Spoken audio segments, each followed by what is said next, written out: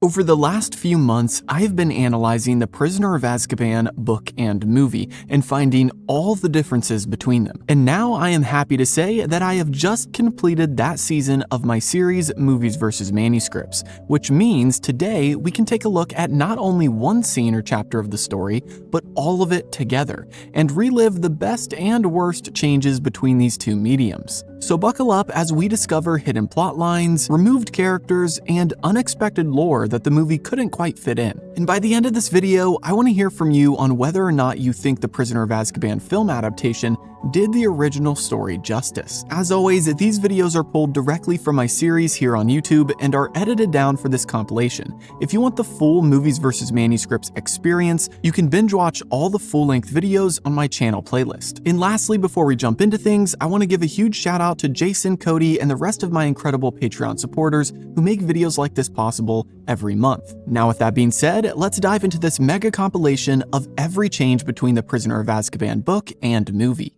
To start things off, we zoom into the Dursleys' home and see Harry practicing a spell under the covers while avoiding being seen by his Uncle Vernon. Then the movie cuts to the next day as Aunt Marge arrives and Harry tries to get Uncle Vernon to sign a permission slip for Hogwarts. Vernon says maybe he will if Harry behaves, and then we fast forward to the evening when they're having dinner, and Harry is putting up with all of Aunt Marge's insanity. But eventually, it gets to be too much for him as she starts to insult his parents, and his anger causes Aunt Marge to swell up like a balloon and float away into the sky. Harry then packs up his things and runs away from the Dursleys as he has had enough of their antics. We then see Harry come to rest on a curb in the neighborhood, and suddenly he gets a weird feeling that something is watching him. He stands up and looks across the street, seeing a dog on the other side, and then Harry falls backwards as the dog barks at him. To his surprise, a giant triple-decker bus comes rolling into view right after his fall, and Harry is introduced to the night bus by the conductor, Stan Shunpike. After getting on board, Harry is jolted around as the bus takes off like a bullet and navigates through the busy streets of London. We then see a series of events with the bus, like them almost running over an old lady, nearly having a head-on collision with two other buses, and maybe most importantly, Harry asks about a man on Stan's paper. Stan tells Harry that it's Sirius Black, a big supporter of you-know-who. Eventually, they make it to the Leaky Cauldron, and Harry is greeted by Tom the innkeeper, who takes him up to a room which contains Hedwig, who had flown there ahead of Harry, and the Minister of Magic, Cornelius Fudge. Cornelius Fudge begins talking and informs Harry that Aunt Marge was safely located, punctured, and her memory was wiped. So no harm, no foul, and to Harry's shock, he is let off the hook. But Fudge does tell Harry that while he is staying at the Leaky Cauldron, he must not go out into the Muggle world. And after this ominous request, Harry is led to his room where he finds his school books. Harry then picks up one of the strange-looking books, which is called the Monster Book of Monsters, and it has a belt wrapped around it. Harry undoes it, causing the book to come alive, and it starts trying to bite him. Harry drops the book and jumps on the bed, and then uses his shoe to lure the strange monster book out from under the bed so he can jump on it and trap it again. And that is where scenes end for this week. I know we kind of went further than you probably thought we would, but once we get to the plot changes, you'll understand why I included the final scene with the monster book. Anyway, let's kick things off with our first three categories of characters, timeline, and location. First, for characters, we're missing Ron, Hermione, and Hagrid. None of them make an appearance in the book, but they write Harry letters which are covered in the first chapter.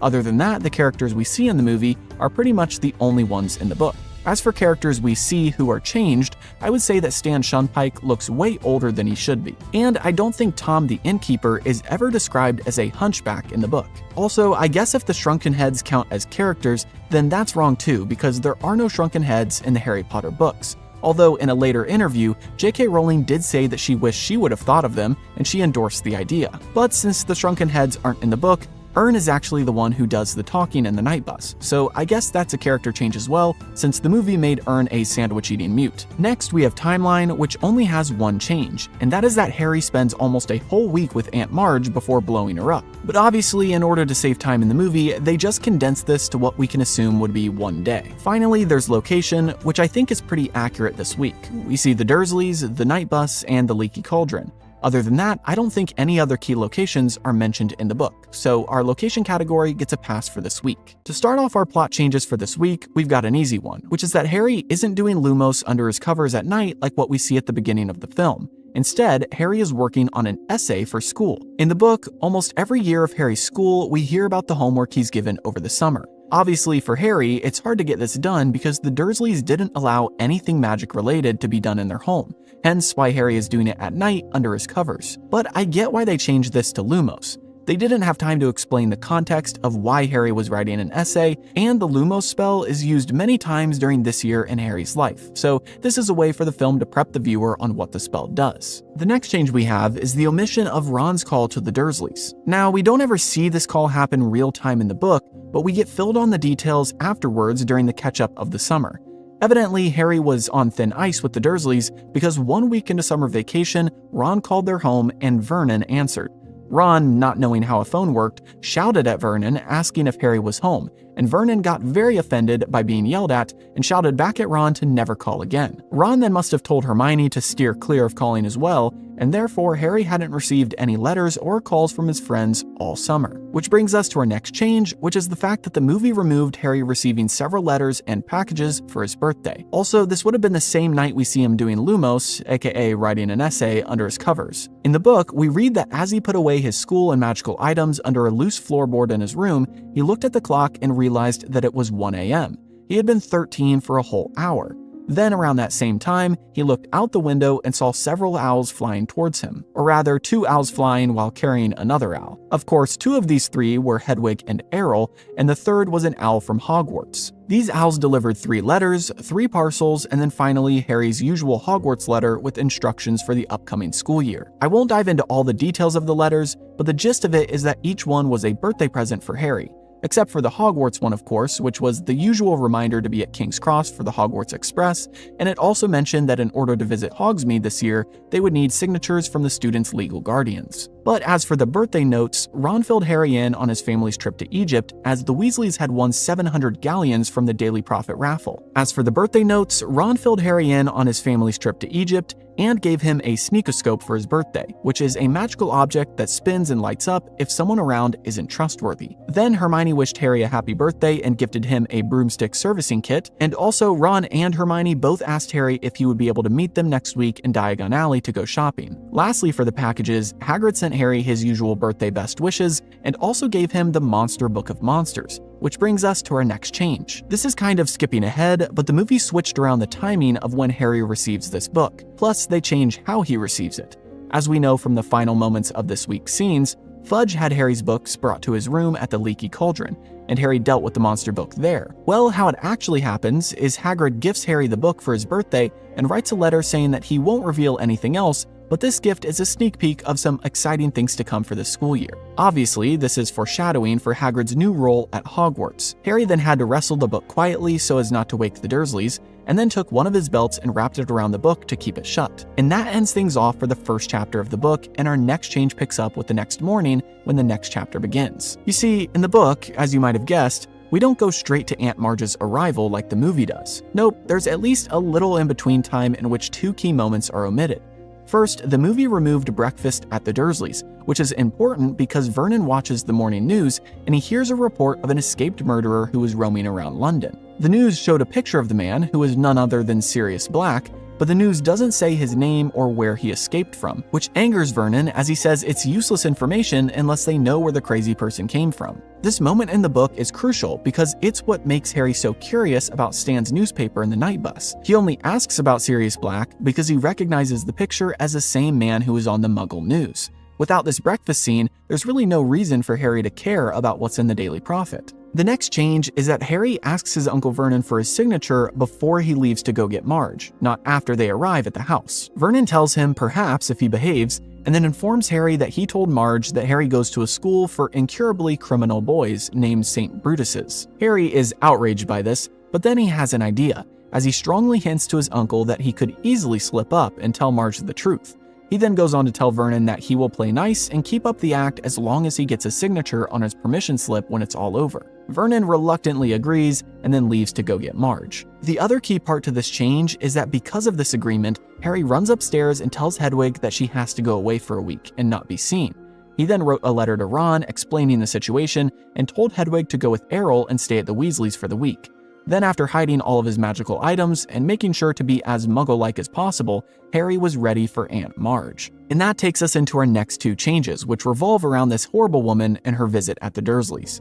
If you ever thought that no one could be as bad as the Dursleys, well, Vernon's sister proves that he is the nice one of the family. And the first change regarding Aunt Marge is the fact that the conversation we see in the movie is actually 3 different moments combined from the book. Like I mentioned in the timeline changes, Harry made it pretty much until the final day of Marge's visit before he had his outburst, and we see a few scenes from the week in the book. First, we read about Marge's arrival and her questioning Harry about St. Brutus's, asking if they beat the students. Then a few days pass, and we read about Marge drinking a little too much and saying that Harry turned out the way he did because of his mom, and that's the moment that her glass of wine bursts. But Harry makes it through this instance, and it isn't until a few more days that Harry officially breaks, causing Marge to blow up after she says that his parents died in a car crash and his dad was a drunk. A key thing to note here is that Harry was keeping his cool not only for the Hogsmeade permission slip, but also because he knew that if he did any magic, he would be expelled. After all, the previous year he had gotten an official warning from the Ministry because of Dobby's visit.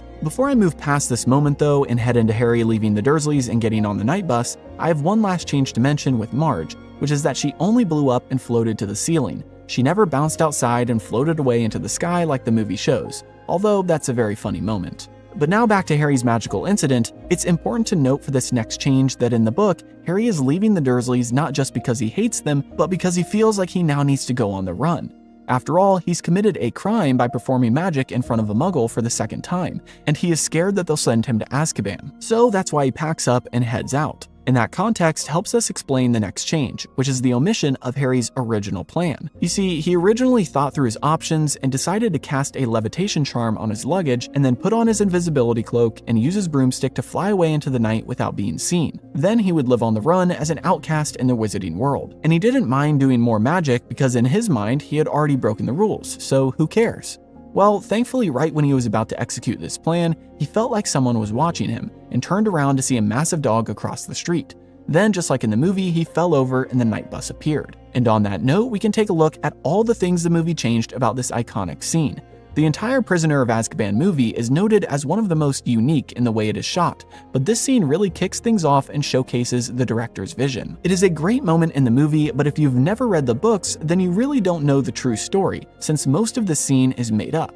The first few changes we have regarding the night bus are pretty simple, but they add up to make this moment quite different from the book. First, Harry falls forward, not backward, and because of this, he nearly gets run over by the bus. Second, when Stan asks why Harry fell over, Harry looks where the dog was, and he actually tells Stan what he saw. Third, Stan asks what's on Harry's forehead, and Harry quickly covered up his scar and said nothing. Then Stan asked what Harry's name was, and Harry said Neville Longbottom. The movie kind of has a moment inspired by this, in which Stan asks Harry what he said his name was, and Harry said, "I didn't." Then they just leave it at that. The fourth change is that Harry has to pay for his ticket, and he asks how much it is to get to London. Then after he hands over the money, Stan shows him to his bed. This also means that Harry never says the leaky cauldron that's in London, causing Stan in the Shrunken Head to laugh at him. The fifth change is that Harry had to wait his turn to be taken to the leaky cauldron, and technically he asked to be taken to Diagon Alley, but of course the entrance is in the pub, so they took him there. The movie just shows the bus going directly to the leaky cauldron, but Harry talks with Stan and Ern as he waits for the other passengers to get to their destinations in the book. And that brings us to the most important change regarding the night bus, which directly relates to Sirius Black. Like I said, as Harry waited, he spoke with Stan and Ern, who told him about the man on the paper. You know how in the movie Harry doesn't learn about the details of Sirius's crime until later? Well, Stan actually reveals all to Harry right in the bus. After Harry read the paper, which mentioned that Sirius had murdered 13 people with one curse, Stan and Ern filled Harry in on the event, telling him that after Voldemort disappeared, all his followers were tracked down. They go on to say that Sirius was one of the last to be captured, and after being cornered, he blew up a street and laughed after he did it. Then the Ministry of Magic said it was a gas explosion and had to wipe all the Muggles' memories. Now, of course, this is a modified version of the truth, as we'll learn later in the story, but in the movie, we only get about 10% of this information, and don't learn the fake story until later when Harry enters Hogsmeade and eavesdrops on Fudge and McGonagall's conversation with Madame Rosmerta. But after this dark talk, Ern asks Stan to change the subject, as he had just begun to mention the Azkaban guards. Finally, after a few more stops, it was Harry's turn to be taken to Diagon Alley, and upon arriving at the Leaky Cauldron, we have our next change.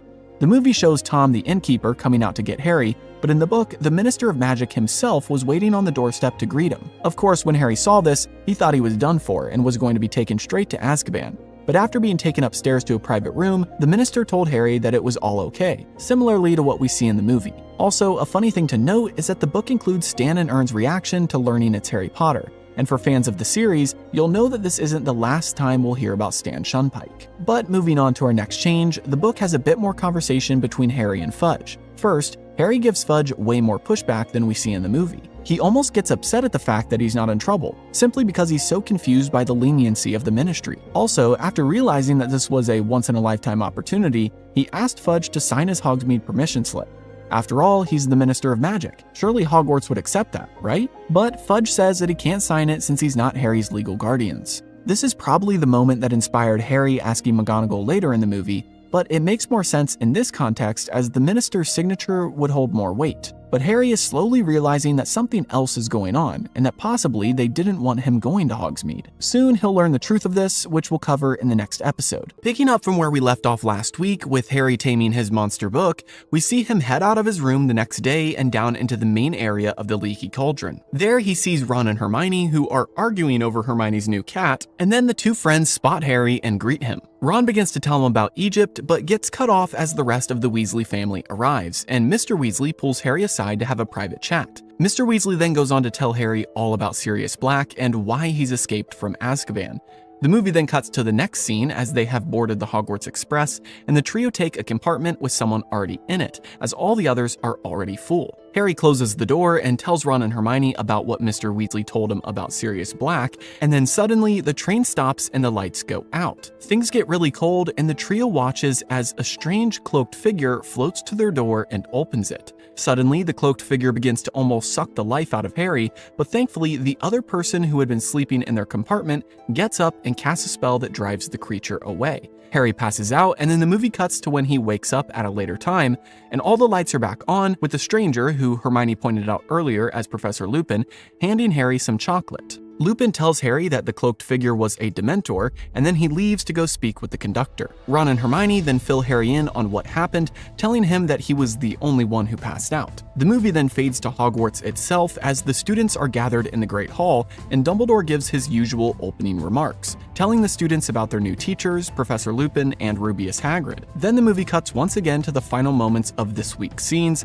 as we watch the Gryffindors try to get into their common room, but the fat lady in the portrait is trying to show them her singing. Eventually, she lets them in, and then the scene ends with us watching Harry and the other boys in his dorm goof off as they eat some magical candy. And now that we've gone over everything we're covering today for these scenes, let's head into our first three categories of characters, timeline, and location. First, for characters, we're only missing one person, Florian Fortescue. This lovely ice cream parlor owner really doesn't have too important of a role, but he is mentioned during Harry's time traversing Diagon Alley, and therefore he gets a shout out here. Other than that, we have a few changes regarding characters we see in the movie, but who have talking parts or some other involvement in the book. First, we have Madame Pomfrey and Professor McGonagall, who speak with Harry, Ron, and Hermione upon their arrival at Hogwarts. We also have Hagrid, who talks to the trio, Neville and Ginny, who are more involved on the train than what the movie shows, and finally, Draco, Crabbe, and Goyle, who all make an appearance on the train as well. But as you know, we'll cover these details in the plot changes. Next, for timeline, the movie removed Harry's time staying at the Leaky Cauldron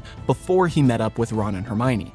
He got there about a week before they did, and therefore he spent a few days walking around Diagon Alley, saying hey to the other classmates, and just people watching the wizards and witches coming and going. I totally understand why this in-between time was removed, but in just a moment I'll go over some of the details that are omitted from this time, as there is some brief foreshadowing on these pages. Finally, before getting to those plot changes, we have location, which is pretty simple this week as we're only missing Diagon Alley. Other than that, everything is pretty accurate. There's a brief removal of King's Cross, but technically we do see platform 9 3/4 for a few seconds, so I can't say that they removed it entirely. To start, our first change directly relates to our timeline issue, as Harry spent several days wandering around the Leaky Cauldron and Diagon Alley. And because of this, we miss out on a few details, some of which foreshadow later parts of the book.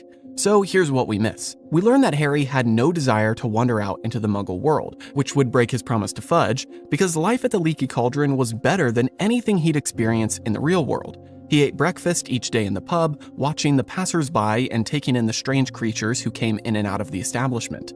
Every once in a while, he would go to Diagon Alley and do his homework outside of Florian Fortescue's ice cream parlor, and Florian himself would help Harry with his homework. Plus, he gave Harry a free sundae about every half hour. We also learn that Harry had to exercise some extreme self-control as he withdrew money from Gringotts and had no one around to tell him not to buy stuff. He almost purchased a new set of gobstones, which is a wizarding game, a lifelike moving version of the galaxy and a glass ball, and maybe most tempting of all, a firebolt broomstick, which was only priced upon request, which means it's expensive. In the book, we get a glimpse at how insane this broomstick is, as Harry reads the details on the sign next to the broom. The tail consisted of individually hand-selected and crafted birch twigs, the broom had an unbreakable braking charm put on it, and it could go 0 to 150 miles per hour in 10 seconds. Which is insane to think of a child on that without any sort of equipment holding them down. I'm not sure the physics of that check out. But anyway, along with this shopping, Harry ran into Dean, Neville, and Seamus as they came in during different days with their families to pick up school supplies. Then we come to our next change, which is still involving these days Harry had without his two best friends. But I am marking it as a separate change from what I just mentioned, since it is a more lengthy moment in the book. And this moment is Harry's trip to Flourish and Blotts to pick up his book for divination. After getting his robes lengthened since they were a couple inches too short, Harry looked at his list and saw he still needed a few new books, including 2 for 2 new classes he would be taking this year: Divination and Care of Magical Creatures. To his relief, Harry noticed that the book he needed for Care of Magical Creatures was the Monster Book of Monsters, which Hagrid had already sent him. So Harry walked into Flourish and Blotts and spoke to the manager, who asked him if he was picking up his school books, and then quickly hurried to a large cage at the front of the shop, which contained about 100 copies of the Monster Book of Monsters. They were all fighting and tearing each other to pieces, with pages flying everywhere. Quickly, Harry told the manager that he already had that one, and the man was extremely relieved to not have to reach inside the cage yet again. He then told Harry that this is one of the most ridiculous books he's ever had to stock, and it's almost as bad as when they purchased 200 copies of the Invisible Book of Invisibility. He told Harry that they never found those books. Harry then showed the wizard what book he needed, which was for divination, and was directed to the right section. Harry then looked around the books and saw one titled Death Omens, which had a giant black dog on the front. The store manager then saw Harry looking at it and told him not to go reading that, or else he'll start seeing death omens everywhere he goes. But Harry was more intrigued at the dog on the front, as it looked eerily similar to the dog he saw the other night before the night bus picked him up.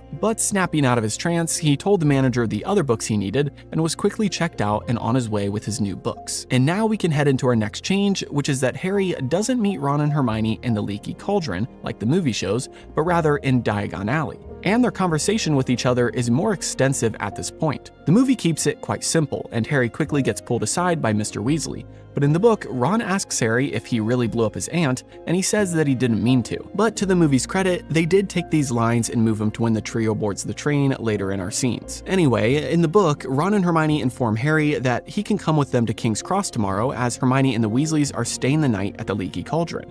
Harry asked if his friends had finished their shopping, and Ron showed him his brand new wand, which he was able to buy because of Mr. Weasley winning the 700 galleons earlier that summer. Then Harry pointed out all of Hermione's books, as she had way more than the boys, and he asked her if she was planning on sleeping at all this year. Hermione quickly changed the subject and told the boys that she had 10 galleons left over, which she got from her parents as a birthday present. She then told them that she wanted to get a pet because both Harry and Ron had one. Which brings us to our next change, which is that the movie completely omits the detail of how Hermione obtains Crookshanks. In the movie, Harry sees Scabbers and the new cat running through the halls of the Leaky Cauldron, which leads him to his friends. But in the book, we actually witness Hermione get her new pet. After Hermione said she wanted a pet, Ron mentioned that Scabbers hasn't seemed well since Egypt, and Hermione suggested that he can get something to help him at the magical creature shop. So the trio headed to the store, and Ron spoke to the witch at the counter. This is where we learn something interesting, which is that magical creatures have magical abilities. I know this seems obvious, but I guess when you think of a wizard having a pet rat,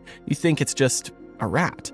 Well, the witch at the counter asked if Scabbers has any abilities, and Ron couldn't think of any. This further foreshadows the fact that Scabbers isn't normal. The witch then tells Ron that a rat should live for 3 to 4 years, and Scabbers has been around a lot longer than that. But she still gives him a tonic to help with Scabbers' current indisposition. However, before Ron could pay for it, a red cat jumped on top of Ron's head and then onto the counter, spitting and hissing at Scabbers. Scabbers quickly jumped off the counter and ran away, and it took Ron and Harry nearly 10 minutes to catch him outside. But eventually, after catching him, Hermione came out with not an owl like she said she would be getting, but Crookshanks, the very cat that had jumped on top of Ron's head and gone after Scabbers. And now maybe you understand why Ron is so against this cat specifically. Anyway, moving on, we come to our next change, which is another omission, as the movie cuts straight from Harry talking with Mr. Weasley to them on the Hogwarts Express. Well, Harry does talk with Mr. Weasley, but not at the Leaky Cauldron. Plus, before he has the talk, we have Harry's night with the Weasleys and Hermione, which includes dinner and Harry eavesdropping on a conversation between Mr. and Mrs. Weasley. First, regarding the dinner, there's one detail which I think is worth mentioning, and that is that Mr. Weasley informs the group that the Ministry of Magic will be sending cards for them to take to King's Cross the following morning. Everyone is confused and asks why, to which Mr. Weasley tries to make up some excuse, but we know the real reason is because the Ministry is trying to protect Harry. But after dinner comes the real important part of this omitted night at the Cauldron, because as Harry walked through the halls, he overheard Mr. and Mrs. Weasley having an intense conversation about himself. Of course, since it was about him, he couldn't help but listen. And it's during this conversation that he learns the truth about Sirius Black and why the Ministry thinks he escaped. Mr. Weasley is trying to tell Mrs. Weasley that they must tell Harry, even though the Ministry doesn't want them to. But Mrs. Weasley, per usual, just wants to protect Harry and keep him as innocent as possible. Now, before I move on to the next day, there are a couple things I wanted to mention briefly that are mixed into these last few pages. First, we learn Percy is head boy at Hogwarts. And second, J.K. Rowling continues to build out Ron's greatest weakness, which is his insecurity with his family's money. After Harry asks Mr. Weasley if they've caught Black yet, Ron asks his dad if there will be a reward for catching him, and he adds that it would be nice for them to get their hands on some more gold. It's a brief moment in the book, but it really goes to show how the money they won over the summer has quickly gone to Ron's head. But now let's get back to the changes and look at the next one on our list, which is a smaller one that I kind of already mentioned, and it's that Mr. Weasley does have a talk with Harry, but he does it at King's Cross right before they board the train. Plus, he technically doesn't tell Harry anything. Before he can, Harry informs him that he already heard their conversation the previous night, and therefore Mr. Weasley need not break his promise to the Ministry and tell Harry anything. Next, we have 3 omitted details from their time on the train before the Dementor arrived. First, after Harry fills Ron and Hermione in on what he learned about Sirius Black the night before, a whistling noise started coming from Harry's bag. He then takes out the sneakoscope Ron had bought him, and Ron claims it was cheap and probably just doesn't work. But I personally think it is going off because of either Professor Lupin, who is eavesdropping on their conversation, or Scabbers, who we really know isn't Scabbers at all, and probably was feeling awkward as they talked about Sirius Black right in front of him. The second detail we don't get is their conversation about Hogsmeade. Ron and Hermione are shocked that Harry won't be going, but then Hermione says that maybe it's for the best that he doesn't leave the castle, given the circumstances. Ron, however, is upset and tells Harry to ask McGonagall or someone else to let him go. Lastly, the third detail we missed before our Dementor encounter is another encounter with someone who might be worse than a Dementor. Draco Malfoy. Keeping up with his tradition, Draco and his goons, Crabbe and Goyle, show up at Harry's compartment to pick a fight. But what keeps them from doing so is actually Lupin in the corner. Although he seems to be asleep, Draco spots him and asks who it is, to which Harry replied, "New teacher." At this, Draco took his minions and left. And now we have come to the all-important Dementor attack. The first change here is that Ron, Harry, Hermione, and Lupin weren't the only ones in their compartment when it happened. We read in the book that after all the lights went out, which made it impossible for them to see by the way, a person stumbled into their compartment and fell down. Harry instinctively knew who it was and pulled up none other than Neville Longbottom. Shortly after Neville arrived, Ginny came in as well and joined their group. The next change we have here is that Professor Lupin actually was awake before the Dementor arrived. You see, shortly after Neville and Ginny joined their group, Lupin got up and told them all to be quiet. He then lit a flame in his hand and went to the door, but before he could open it, it began to open on its own. Then, floating there in the doorway, illuminated by Lupin's flame, was a Dementor. The description of the Dementor is actually quite accurate to the movie version, and I think the movie did a fantastic job with these floating creatures. In fact, this scene with the Dementor approaching the door and opening it is one of the best scenes in the whole movie, in my opinion. The book version of the attack itself is actually quite similar, with Harry quickly passing out after the Dementor started sucking the life out of him, but then when he wakes up, he is of course surrounded by Ginny and Neville as well, and we learn that Ginny was in the corner almost as sick and bad as Harry was. This of course is because she is the only other one out of those in the compartment who has experienced something horrible in their life. So the Dementors affected her pretty badly as well, although she didn't pass out. The others then filled Harry in on what happened and told him that Lupin tried to get the Dementor to leave by telling it that none of them were hiding Sirius Black under their cloaks. Then, when it wouldn't leave, Lupin muttered something under his breath and a silvery white light shot out and sent the Dementor away. Now, the next thing we see in the movie is a transition shot of the carriages taking the students up to the castle, and this is accurate, but the movie cut out a decent amount before the feast. First, in the movie, Draco teases Harry while they're in the Great Hall, but in the book, he does it on the steps outside of Hogwarts as the students walked into the castle.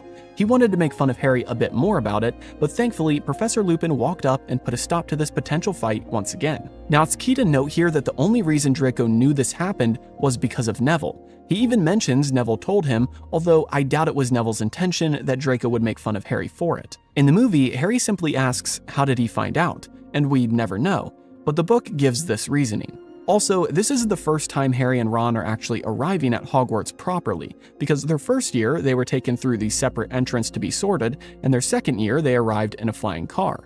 Which brings us to the next omitted moment before the feast, which is McGonagall taking the trio to her office as they went into the castle. Soon after getting to her office, Madame Pomfrey arrived, and the two ladies asked Harry if he was okay and treated him as if he was mortally wounded. Harry insisted that he was fine and did not want to go to the hospital wing, but the others seemed to think he wasn't alright. Harry told Madame Pomfrey that Lupin gave him some chocolate, and she was happy that finally one of their Defense Against the Dark Arts professors knows what they're doing. After confirming Harry was alright, McGonagall sent Ron and Harry away and kept Hermione back to speak with her privately.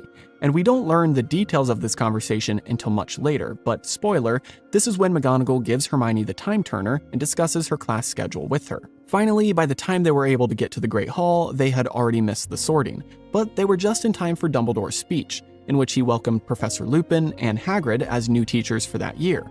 Plus, he gave the same warning about the Dementors as he does in the movie. And now, to wrap up our changes for this week's episode, there are two smaller differences regarding the final moments of our scenes this week. First, the fat lady portrait doesn't try to sing and not let them into their common room, but rather Percy takes them to the portrait and tells them the new password, Fortuna Major. J.K. Rowling writes that Neville sadly said, "Oh no," after hearing the password, as he had a habit of forgetting them. This is foreshadowing for a key detail later in the book, which was removed by the movie, but we'll get to that in a future episode. Lastly, the final change for this week is simply the fact that the candy scene with the boys hanging out in their dorm is made up. But I have no problems with this change, as it helps to embody the sentiment of the last line in the corresponding chapter, which is, they reached their familiar circular dormitory with its 5 four-poster beds, and Harry, looking around, felt he was home at last. It's hard to convey this feeling on screen, but this scene of Harry hanging out with his friends seems to do the trick. So I'm glad they added it. And on that uplifting note, that wraps up all of our changes for this week. Picking up with where we left off last week, we see Harry and Ron in divination class as Professor Trelawney introduces herself. As she is speaking, Hermione shows up suddenly to the surprise of the boys, but they are quickly drawn back to Trelawney, who comes up to Ron and asks him to read the tea leaves in Harry's cup. After telling Harry that he will suffer but be happy about it, Trelawney grabs the cup and then quickly drops it with a gasp as she tells Harry that he has the Grim. Another Gryffindor boy then reads off what the Grim is and says that it's a death omen, and we're left on this ominous image of a dog in the bottom of Harry's teacup as the movie cuts to the next scene. We then see Ron, Harry, and Hermione walking down a path to Hagrid's hut as he then takes the students to their first Care of Magical Creatures class. Hagrid instructs them on how to open their books and then tells them a little bit about hippogriffs after revealing Buckbeak. Harry then unintentionally volunteers to go up to Buckbeak first, and Hagrid tells him how to bow. After a bit, Buckbeak bows back, and Harry goes up to pet him, and then eventually rides him. After landing back with the class, Harry gets off of Buckbeak, and Draco approaches, trying to show that what Harry did isn't actually hard at all. But in the process, Draco insults Buckbeak and gets slashed on the arm. Hagrid then picks up Draco and carries him away to the hospital wing, and that is where we're stopping our scenes for this week. As always, let's kick things off by going over our first 3 categories of characters, timeline, and location. Then once those are complete, we'll head into the all-important plot changes. First, for characters, we're missing Professor McGonagall, Fred and George Weasley, and Sir Cadogan. Sir Cadogan is a very interesting character who will have a presence throughout the rest of this book and year at Hogwarts, but I'll leave the details of his involvement for the plot changes. As for characters who we see but who are changed from their original book version, we have Lavender Brown and Parvati Patil, who both have more involved roles in the book, specifically regarding divination. Also, Pansy Parkinson Parkinson is almost like Draco's girlfriend in the book and talks a little more than what we get in the movie. Next, for timeline, everything lines up to the book, except for the fact that the movie cut out their Transfiguration class and a couple of meals. That being said, that means for location, we're missing the Transfiguration classroom and the Great Hall. Other than that though, our timeline and location categories are pretty on point for this week. To start things off for this week, we of course have an omitted section at the beginning of the chapter. Per usual, the movie cuts straight to the meat of the story and skips over any contextual or world-building moments that J.K. Rowling added to the start of each chapter in the book. For this chapter, which is titled Talons and Tea Leaves, Rowling starts off by filling us in on Harry's morning in the Great Hall having breakfast. And there are 3 details from this time that I want to cover. First, Draco and his goons were teasing Harry at breakfast. Of course, the night before, Harry had had his run-in with a Dementor on the train, and Draco was still riding that high. In the movie, we see Draco during the Care of Magical Creatures class making fun of Harry about a Dementor and pretending like one is there behind him. But in the book, it's actually during breakfast that the Slytherins, specifically Pansy Parkinson, shout at Harry and tell him that the Dementors are coming. A funny detail though is that Fred and George approach the trio at breakfast and then tell them that Draco wasn't so tough last night, as he came running into Fred and George's compartment to hide. The second moment from this breakfast scene in the book is really short, but a key detail to know. And it's that Fred mentions that they're playing Slytherin their first Quidditch match. Now, if you remember from the movie, Gryffindor actually plays Hufflepuff, and spoiler alert, the reason this happens is because Draco uses his injury from Buckbeak as an excuse to have Slytherin postpone their game. Really, he wasn't that hurt,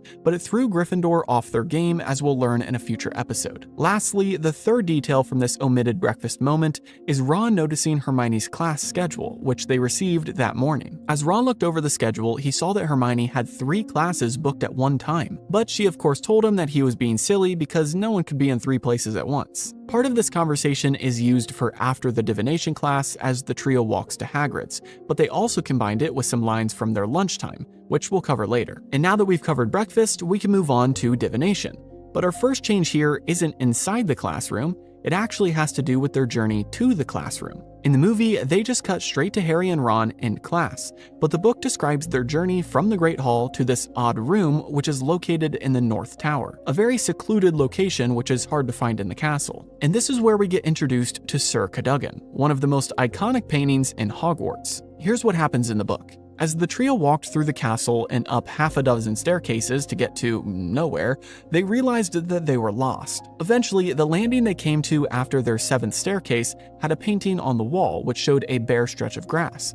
As Ron and Hermione discussed which way they should go next, Harry looked at the painting and saw a pony walk into the portrait and munch on some grass, while a knight clambered into view looking like he had just fallen off of that pony. The knight spotted Harry and his friends and immediately shouted at them, "What villains are these that trespass upon my land?" But after brandishing his sword, which was too heavy for him and caused him to fall over, Harry asked him if he was alright. The knight was still on guard and tried to yank his sword out of the ground, but couldn't, and after watching him some more, Harry finally asked him where the North Tower was. And the knight immediately perked up and said, "A quest," and then told him to follow him. They quickly ran after this knight as he climbed through paintings on the wall to lead them to the tower, which they eventually found thanks to him.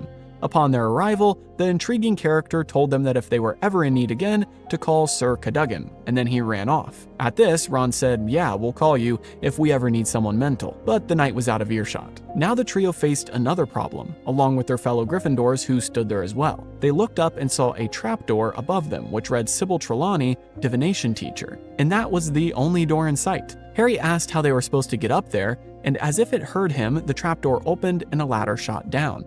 And then he and the rest of his classmates climbed up into the one-of-a-kind room that is Trelawney's class. Now before we get to the class itself, there is one super small change that you might have noticed, which is that Hermione has been with them this whole time. Obviously, I think Hermione would have been smart enough to use the time turner properly, and her sudden appearance in the movie is a good clue to viewers, but it's not really realistic. The boys had no reason to wonder about her multiple classes because from what they could see, she was with them ever since breakfast. Now that being said, we can dive into the class itself and see just how accurate Professor Trelawney is in the movie. For the most part, I think they nailed her actual character, but in an effort to keep things within a certain time frame, they removed some of her antics. The movie still included her warning to Neville about his grandma, but in the book, she does much more than that. In fact, she makes many predictions. During her introductory speech, she would randomly break off mid-sentence and predict something about one of the students or the whole class in general. She tells Parvati Patil to beware of a red-haired man, to which Parvati looked back at Ron, who was behind her. Then she told Lavender Brown that the thing she was dreading will happen on the 16th of October. She also predicts that in February they will miss classes because of the flu, and that around Easter, one of their number will leave them forever. She also predicts Neville's clumsiness as they begin to read tea leaves by telling him to select one of the blue teacups after he has broken his first one. And sure enough, just moments later, Harry heard the tinkling of shattered glass as Neville broke his first cup. Now, these predictions are mostly funny, but most of them will actually come into play later in the story, so tuck them away for later. The next change we have with this class is that Harry is actually the one who reads Ron's cup first, and he is the one who says Ron will suffer but be happy about it. It is after this prediction from Harry that Ron goes next, saying that he sees an acorn or a blob in Harry's cup, which could mean that Harry will come into a lot of money soon, and then he has trouble distinguishing the other object in Harry's cup. Trelawney, who had been watching them, then came over and looked into the cup herself, and she saw not the Grim? That's right, she didn't actually see the Grim first. The first thing Trelawney sees is a falcon, which she says means Harry has a mortal enemy. At this, Hermione finally spoke up after being frustrated this whole time and said that everyone knows Harry has an enemy, Voldemort, obviously. Then Trelawney continues and says she sees a club, which means there will be an attack. Then she sees a skull, which means there's danger in Harry's path. And finally, on the last turn of the cup, she sees the Grim. Everyone in the class freaks out except the Muggleborns who don't know what it means, and Trelawney ends the class there. And that takes us into our next omitted moment, which is Transfiguration. This is a key part of the chapter because it allows McGonagall to clear some things up about Trelawney's predictions. We read that Harry sat at the back of the class to avoid being seen, but all his classmates still kept glancing at him as if he were going to drop dead right then and there. He had barely heard what McGonagall was teaching, but we learn in the book that she was talking about Animagi. As we know, Professor McGonagall is an animagus herself, and this lesson is obvious foreshadowing to the theme of this year's entire story and the Marauders. But after she turned into a cat, she got nothing out of the students, and transformed back into a woman to tell them that typically she gets applause after that trick. Hermione then spoke up and told McGonagall that they just came from their first divination class, and McGonagall cut her off immediately, saying that she understood. Then, asking who was dying this year, Harry said he was. She told the students that Sybil Trelawney has been predicting the death of a student every year since she's been at Hogwarts, and no one has died yet. We can tell that McGonagall has little respect for divination and for her fellow teacher, but she tells the students that she tries not to speak ill of her coworkers. She then ends the class by telling Harry that if he dies, he need not hand in his homework, which gets a smile out of most of the students, and at that, they headed to lunch. Now, speaking of lunch, that brings us to the next change, as the movie removed that entire time between classes. This lunch isn't too important, but it does further reinforce the divide between Hermione and Ron regarding this Grim stuff. Ron is still scared, as he had a family member who died after seeing the Grim once, so he has first-hand experience with it. Hermione, on the other hand, is staunchly opposed to this new subject, and things kind of get heated between them, probably because they're already on edge due to Scabbers and Crookshanks. The conversation ends with Hermione saying that divination is a woolly subject with a lot of guesswork, and then she adds that it's nothing compared to her arithmancy class. Then she got up and left before Ron and Harry could ask her anything else. But Ron looked at Harry and said, "What's she talking about? She hasn't been to arithmancy class yet." And like I said earlier in today's video, they combined this moment with the breakfast scene in the book to get the transition scene we have here in the movie. Now that being said, we can head into the second half of their classes and take a look at Care of Magical Creatures. This is an iconic moment in the book as it introduces us to one of the most important characters in this year's story, Buckbeak. But the class has quite a few differences between the book and movie versions. To start, Hagrid brings out multiple hippogriffs, not just Buckbeak. Maybe this would have been too much CGI in the movie, and since none of the other hippogriffs have important roles in the plot, they just decided to cut it down to Buckbeak alone. Next, Harry actually volunteers himself in the book, not by accident. He actually puts himself forth to give it a try, simply because he didn't want Hagrid to have a bad first class. Just like in the movie, Draco was insulting to Hagrid, and Harry wanted everything to go as well as possible to prove Draco wrong. So Harry went up and willingly met Buckbeak, although he was scared. And just like in the movie, he got more than he bargained for when Hagrid told him that he could ride the beast. Which goes into our next change, albeit a small one, which is that Buckbeak only flew Harry in a circle around the paddock where the class was being held. He did not take Harry on an hour-long flight around the whole castle and across the lake. That would have taken way too long and would have been pretty dangerous for a first-time rider. The next change with the class is that after Harry landed with Buckbeak, the students took turns with the rest of the hippogriffs. They would go up and bow to them and then would pet them once the hippogriff bowed back. So in reality, the class went a bit better at first than the movie shows, as almost all the students got to have hands-on experience with the creatures. And that's the bonus of having multiple as well, instead of just one like in the movie. But now for Draco, this means that the way he gets injured is changed as well.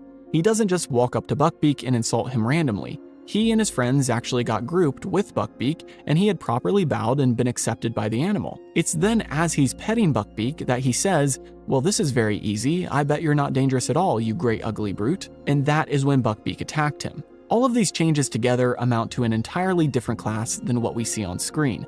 However, I think the movie picked and pulled just enough of the right lines and moments out of the book to piece together a coherent class that didn't take as long for the film. Like I said, the only part that doesn't really make sense is this massive journey that Buckbeak takes Harry on. But anyway, we now come to the last change for this week, which is an omitted moment from the end of the chapter in the book in which Harry, Ron, and Hermione go to visit Hagrid after dinner. They go down to his hut and find him completely drunk inside. He is obviously upset because he thinks that he's going to get fired, and he feels like he let Dumbledore down. The trio try their best to comfort him, telling him that he didn't do anything wrong and it was all Draco's fault. But eventually, Hermione tells Hagrid that he's had enough to drink, and he agrees and goes outside to dunk his head in water. Then, after coming back inside with his hairy mane soaked, he seemingly comes to his senses and sobers up. He yells at Harry, realizing who it is, and tells him that he shouldn't be out of the castle this late. Then he turns to Ron and Hermione and yells at them for allowing Harry to go out, and Hagrid escorts them back up to the castle. And that's where the chapter, and our episode, ends for this week. Picking up with where we last left off, we see the Great Hall as students are studying inside, and the camera pans to our main trio. While it does, we overhear Draco talking to Pansy Parkinson and the other Slytherins about his arm, and Ron remarks that he's laying it on thick. Harry says that at least Hagrid didn't get fired, but Hermione seems to think that they haven't heard the end of this, as Draco's dad is furious. Before they can discuss this topic any further, however, Seamus runs in and shouts that he's been spotted, meaning Sirius Black, and he lays out the Daily Prophet, which shows a picture of Black on the front. And with that, the movie cuts to a later time as Harry and his classmates are in the Defense Against the Dark Arts classroom with Lupin. We then watch as Professor Lupin has Neville come forward and take the first stab at their practical lesson for the day, which is about Boggarts. The Boggart comes out of the wardrobe in the form of Snape, and Neville uses the spell they learned to make it wear his grandmother's clothes, causing the whole class to burst out in laughter. One by one, the other students give it a try, with Ron's turning into a spider and Parvati Patil's turning into a snake. Eventually, Harry is up next, and the Boggart turns into a Dementor. But right as it does, Lupin jumps in front of Harry and the Dementor transforms into a full moon. Lupin then casts a spell and the Boggart turns into a balloon and flies back inside the wardrobe. And with that, he ends the class. We then cut to another day as the students are outside about to head to Hogsmeade, and Harry doesn't get his permission slip signed by McGonagall, and therefore he can't go. Now that he's alone in the castle, as his classmates are gone for the day, we see Harry talking with Lupin, and they discuss the previous class and why Lupin jumped in front of Harry. They also talk about Harry's parents, as Lupin reveals that he knew both of them, and then the movie cuts to a later time once again, as the Gryffindor students attempt to get inside of their common room. The fat lady is gone from her portrait, which has been slashed to pieces, and after Dumbledore arrives and locates her, we find out that the crime was committed by none other than Sirius Black. And that is where scenes end for this week. Now let's dive into the first three categories of characters, timeline, and location. First up for characters, we're missing quite a few. Or rather, some of them we might briefly see, but in the book they actually have speaking parts or larger roles. These characters are Lavender Brown, Snape, Oliver Wood and the rest of the Gryffindor Quidditch team, Colin Creevey, and Peeves. That's right, our beloved Peeves is back. And not only is he back, but he'll show up twice in this week's episode. Next, for timeline, there really isn't much to discuss, except the usual issue of the passage of time not being conveyed properly. In the book, this section takes place from Harry's first Defense Against the Dark Arts class, which would have been their first or second week in school, all the way to Halloween, which is when Sirius Black attacked the fat lady. So in total, it's about 6 to 8 weeks. In the movie though, we just cut from scene to scene without any reference for the passage of time. Finally, before getting to the plot changes, we have location. This week we have 3 locations which were changed and 3 that were removed. As for the removed ones, that is obviously Gryffindor Tower, which is pretty much in every chapter of the book, and then the Herbology and Transfiguration classrooms. But regarding the changed locations, first up is the Potions classroom.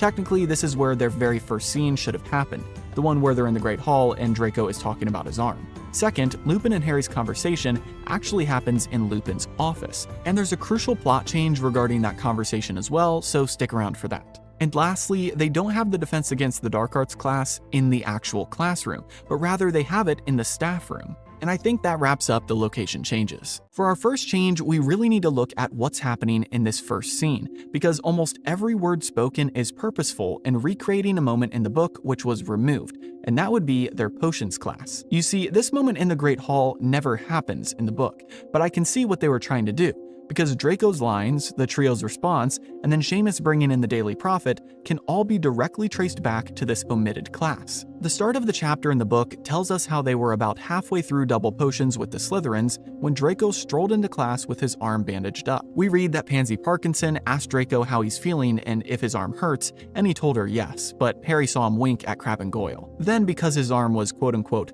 hurt, Draco told Professor Snape that he would need help with his potion ingredients, and Snape assigned Ron and Harry to the task. At first, Ron chopped up Draco's roots in a rough manner, so Snape made Ron give his own roots to Draco instead.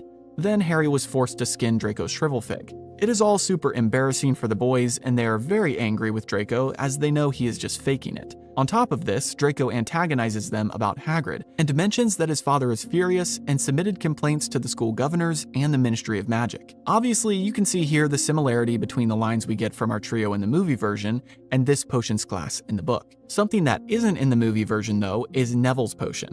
We read about how his potion turned orange, which it wasn't supposed to, and Snape got on his case about it, and told him that at the end of the class, they would test his potion on Trevor, Neville's toad. Neville then freaked out and asked Hermione for help, and at the end of the class, his potion worked. But Snape deducted points from him for getting help from Hermione. And this moment of Snape bullying Neville is actually what instigates Neville's fear of him, which plays into Lupin's class, but we'll get there in a bit. Lastly, with this potions class, we have Seamus informing Harry about Sirius Black being sighted, which kind of is a separate change as well, as in the book, we just learn that Sirius was spotted not too far from here, but in the movie, they actually name a location, Dufftown. Also, Seamus is pretty quiet about it in the book, as he just shares it with Harry and Ron, whereas the movie has him running and shouting to the whole school about it in the Great Hall. After Seamus shares this information with Harry, Draco, who is nearby and heard Seamus, tells Harry that if it were him, he would go searching for Black. Draco continues on and keeps insinuating that he knows something about Black that Harry doesn't.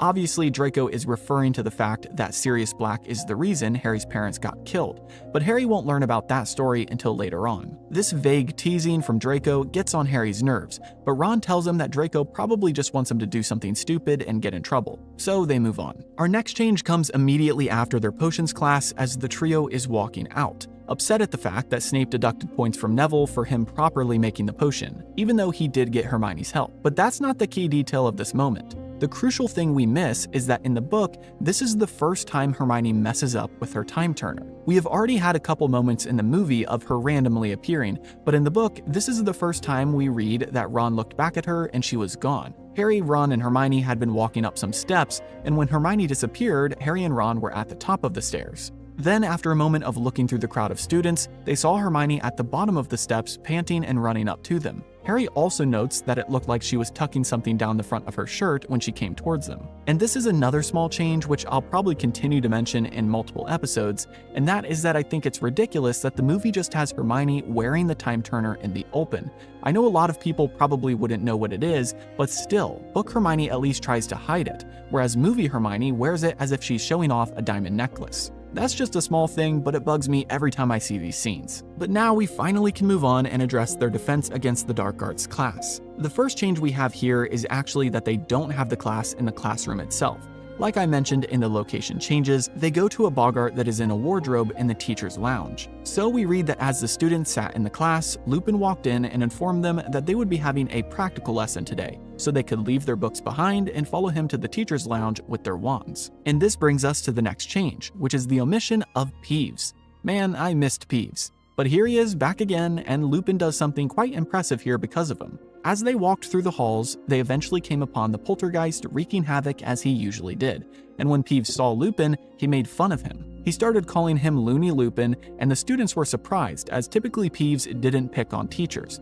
But as we know, Peeves was around Lupin when he was a kid at school, so they're probably on more of a friendly basis. Or at least Peeves thinks so. Anyway, Lupin then reprimanded Peeves for shoving gum in the keyhole of the door next to him, and Peeves just continued to taunt him. So Lupin told the students to pay attention, as this is a very useful spell, and he said wadiwasi, which caused the gum to shoot out of the keyhole and up Peeves' nose, making him sputter and choke and fly away. And all the Gryffindors were majorly impressed by this act, because usually Peeves is impossible to harm. Next, a small change I want to note is that technically the Gryffindors had defense against the dark arts alone, so Draco and his goons wouldn't have been in this class like the movie shows. But moving on from that, we now come to the Boggart itself, and all the changes revolving around this class. For some context, the students arrived in the staff room and found Snape there sitting in a chair, but he got up and on his way out, he insulted Neville, telling Lupin to beware as Neville wreaks havoc wherever he goes. This caused Neville to be extremely embarrassed, and probably added onto his fear of Snape. But as you know, he got payback pretty quick for this, as Snape is going to have some embarrassment thrown his way despite him not even being present. Which brings us to our next change, and that is that in the book, Lupin teaches the class what to do, and using Neville as the test has Neville go through the steps out loud. Neville describes his grandmother's clothes, and Lupin explains that once Neville does the spell, Snape should be wearing his grandma's clothes. I get that in the movie they wanted this to be more fun and a surprise, but in the book it isn't a secret, and everything is said out loud. Next, every student faces the Boggart, not just a couple. Maybe they cycled through everyone but just didn't show it in the movie, but it does seem like it goes Neville, Ron, Parvati, and then Harry. But in the book, we learn about Seamus going and the Boggart turning into a banshee, and then for the next student it turned into a rattlesnake, and then it was a bloody eyeball, and then a severed hand, and so on and so forth. Until finally Ron went and he did his spider thing, and then after that Lupin stepped in front of Harry, who was behind Ron. Which brings on a series of small changes. First, in the movie, the Boggart turns into a Dementor, but in the book, the Boggart doesn't even have a chance to face Harry at all. Second, Lupin's Boggart turns into a glowing white ball hovering in the air, which the students are unable to identify as the moon. However, in the movie, it is very clearly a full moon. And third, after Lupin faces the Boggart, he has Neville come back up, and Neville does his Snape one again, and the final laughter from the students causes the Boggart to explode. That's right, they didn't just put it back inside the wardrobe, they killed it. However, the explosion wasn't gruesome or anything like that, it was more of a pop and then the Boggart disappeared. Then Lupin ended the class, giving 5 points to each person who faced the Boggart, and 10 to Neville since he faced it twice. He also gave 5 points to Hermione and Harry each, who both didn't get a chance to face the creature, but they got points because they each answered a question at the beginning of class. And that wraps up that chapter, but not our changes for this week, because we still need to address the Hogsmeade trip and then Sirius Black's attack on the Fat Lady. So moving into the next chapter, which is titled Flight of the Fat Lady, we come to our next change, which is the fact that the start of this chapter contains some details which the movie chose to omit. These details help convey the passage of time in the book, as Harry fills the reader in on how classes were going and various other things.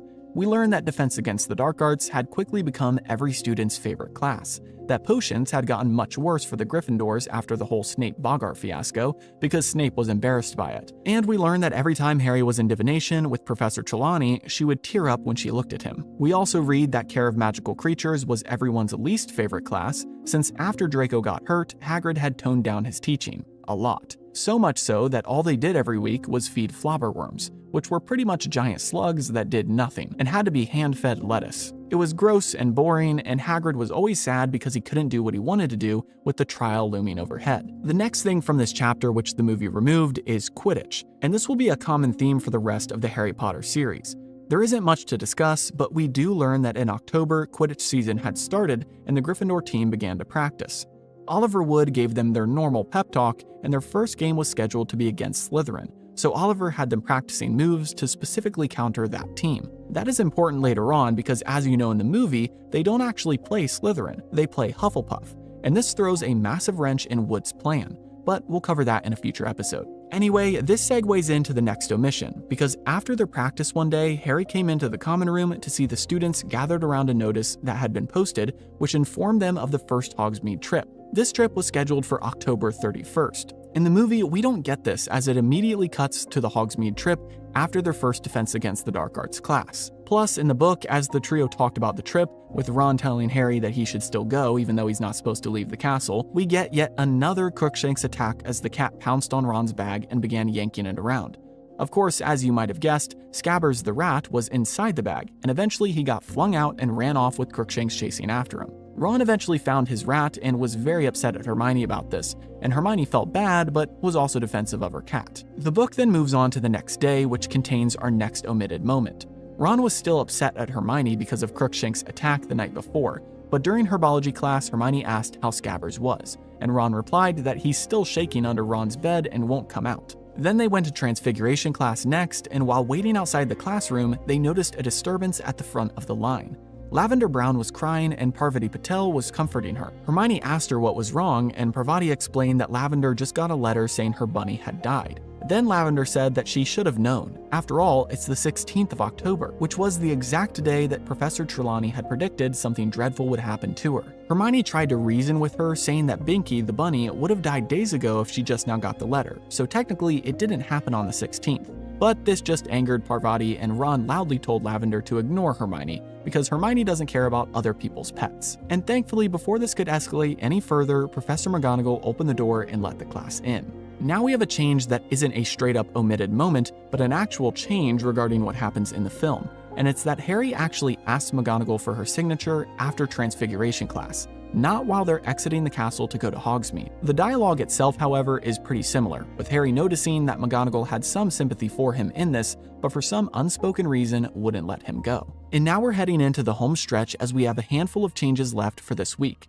The first of which being the removal of Harry's time at the castle by himself before he met up with Lupin. First, he ran into Colin Creevey, since only the third years and up could go to Hogsmeade, and of course Harry turned right back around and headed out of the common room to avoid hanging out with Colin. Then he ran into Filch, who started barking at him to go back to his common room, because as always, Filch assumes the worst of every student. But eventually, after these two unpleasant encounters, Harry found himself running into Lupin, who asked him what he was doing alone. Harry explained that Hermione and Ron were at Hogsmeade, and Lupin seemed to understand, and then invited Harry into his office to show him the Grindylow he had just gotten delivered for their next class. The two of them ended up sitting down and talking for quite a while, which is similar to what we see in the movie, except for a couple key differences. First, as I mentioned in the location changes, they talk in Lupin's office, not on the bridge outside of the castle. And second, and maybe most importantly, the movie removed Snape's delivery of Lupin's potion, which is called Wolfsbane Potion. Of course, during this instance, the potion isn't named, and Harry doesn't know what it is. He simply sees Snape, his least favorite teacher, bringing Lupin a steaming cup of a potion, and Lupin drinking it despite Harry's warning that Snape would do anything to get the job of Defense Against the Dark Arts teacher. We read that Harry seriously thinks Snape might try to poison Lupin for the position, as he could tell that Snape wasn't fond of the new teacher, and obviously Harry is biased against Snape to begin with. But anyway, after their talk and Snape bringing Lupin his potion, Harry headed back to the common room and met up with Ron and Hermione, who brought him loads of candy from Hogsmeade, which is our next change. You see, in the movie, Harry, Ron, and Hermione are walking back to the common room talking about the Hogsmeade trip, and then they see the fat lady's portrait slashed. But in the book, the trio meet back up in the common room before the Halloween feast and talk about the trip. Plus, Harry tells them about Snape bringing Lupin a potion. It's then after the feast that they come back to the common room to find the portrait has been attacked. And that takes us into the final change for this week, which is that the fat lady doesn't tell them who attacked her. Peeves does. Peeves was at the portrait and was being an annoyance as usual, but when Dumbledore approached and questioned him, he got serious and told Dumbledore exactly what happened. Obviously, he still relished the moment, and he ended the explanation by stating it was Sirius Black who committed the crime. And on that note, the chapter ends. And so do our changes for this week. Picking up from where we last left off, we see Hogwarts being secured as the front door locks and Dumbledore gets reports from Filch, Flitwick, and Snape that the different parts of the castle have been searched. Harry then eavesdrops as Snape tries to warn Dumbledore about the way that Sirius Black could have snuck into the castle, and then Snape suggests warning Harry about the danger. We then cut to the next day as we see the students in Defense Against the Dark Arts class, and Snape walks in. Harry questions him about where Lupin is, but Snape says that it's none of his business, and then tells them to turn to page 394 of their textbooks. Hermione then appears and tells Snape that they aren't meant to start werewolves for weeks. But Snape continues on, and after another Hermione interruption, he takes 5 points from Gryffindor. The scene ends with Draco sending a note over to Harry, which is a picture of Harry playing Quidditch in a storm, and on that note, the movie cuts to the Quidditch match itself. We see Harry flying around in a brutal thunderstorm, and eventually he spots the Hufflepuff Seeker chasing the snitch and darts after him. The Hufflepuff Seeker gets electrocuted and falls backwards, but Harry presses on. However, as he gets up into the clouds, he sees the figure of a dog silhouetted by the lightning, and then he shrugs it off and flies after the snitch once again. But before he can get to it, he feels a cold coming on and gets attacked by Dementors, who are flying about in the clouds, and because of this attack, he falls off of his broom and plummets to the ground. Thankfully, Dumbledore is there to save the day, and from the stands he raises his hand to use Arresto Momentum to slow Harry's fall. We then cut to Harry waking up in the hospital wing with his friends and the Gryffindor team around him. They tell him the bad news that they lost, and then also show him his destroyed broomstick. And on that depressing note, our scenes end for this week. So now that you've got an idea of the movie's version in your head, let's go into our first 3 categories of characters, timeline, and location, which are pretty easy this week. First, for characters, we're only missing a few, and they are Peeves the Poltergeist, Sir Cadogan the annoying yet brave painting, Percy Weasley, Oliver Wood, and the rest of the Gryffindor Quidditch team, and Cedric Diggory. Also, Parvati Patel and Dean Thomas get a couple lines here and there. But back to Cedric, you did hear me right. In the movies, we don't meet him until the Goblet of Fire, but in the books, Cedric was introduced during this game as the captain of the Hufflepuff team, and their Seeker. But we'll talk about that more during the plot changes. As for timeline, things actually line up quite well this week, so this category gets a pass. Again, most of the critical changes for this episode are in the plot, which we'll get to in a moment. But lastly, for these 3 categories, we have location, and once again, the book is much more rounded in terms of where we go in the castle. J.K. Rowling always did a good job of detailing Harry's life all around the school, and not just in the main sets that we see in the movie. That being said, we once again miss out on Gryffindor Tower, specifically Harry's dorm, and we don't see the Great Hall, at least in the way that we're supposed to. We do see the Great Hall as they sleep in it overnight, which does happen in the book, but most of the chapters in the book also include 1 or 2 meals, and we rarely ever see those in the movie. Lastly, we miss out on McGonagall's office, but that's a small moment that we'll cover in the plot changes. Honestly, these omissions are ones that I don't really mind, and they don't have much of an effect on the story. What really changes the plot, characters, and the wizarding world as a whole are the 17 revisions that the movie made, which we're going to cover next. Alright, so now let's head into the plot changes, which will include every omission, revision, and mistake the movies made when adapting this chapter from the book. To start, our first change is an omission regarding Harry's night in the Great Hall after Sirius Black's attack on the Fat Lady. In the book, we read that the head boy and girl, along with all the prefects, were set to keep watch on the entrances to the Great Hall, and teachers came to check on the students about every hour. But before the lights go out and the students go to sleep, the book has a brief moment of Harry, Ron, and Hermione all grouping their sleeping bags together, and then talking about what had happened. All the students around them were talking as well, with the main subject being, how did Sirius Black get into the castle? Some people say he flew in, and some say he apparated, but ultimately Hermione tells the boys that she must be the only one who's ever read Hogwarts: A History. Then she goes on to explain that Hogwarts has magical protections that prevent people from apparating or just flying in. Plus, Dementors are guarding every entrance to the school grounds. After this bit of talking, Percy, who is head boy if you didn't know, turns out the lights and tells the students to stop talking and go to sleep. And although our trio doesn't talk, they all remain awake until late into the night. Which brings us to change number 2, which is that Percy actually talks with Dumbledore. In the movie, we just see Filch, Flitwick, and Snape reporting to the headmaster about their searches, which by the way are moved around in the movie, but I won't go into that now. And then after their reports, Snape talks to Dumbledore.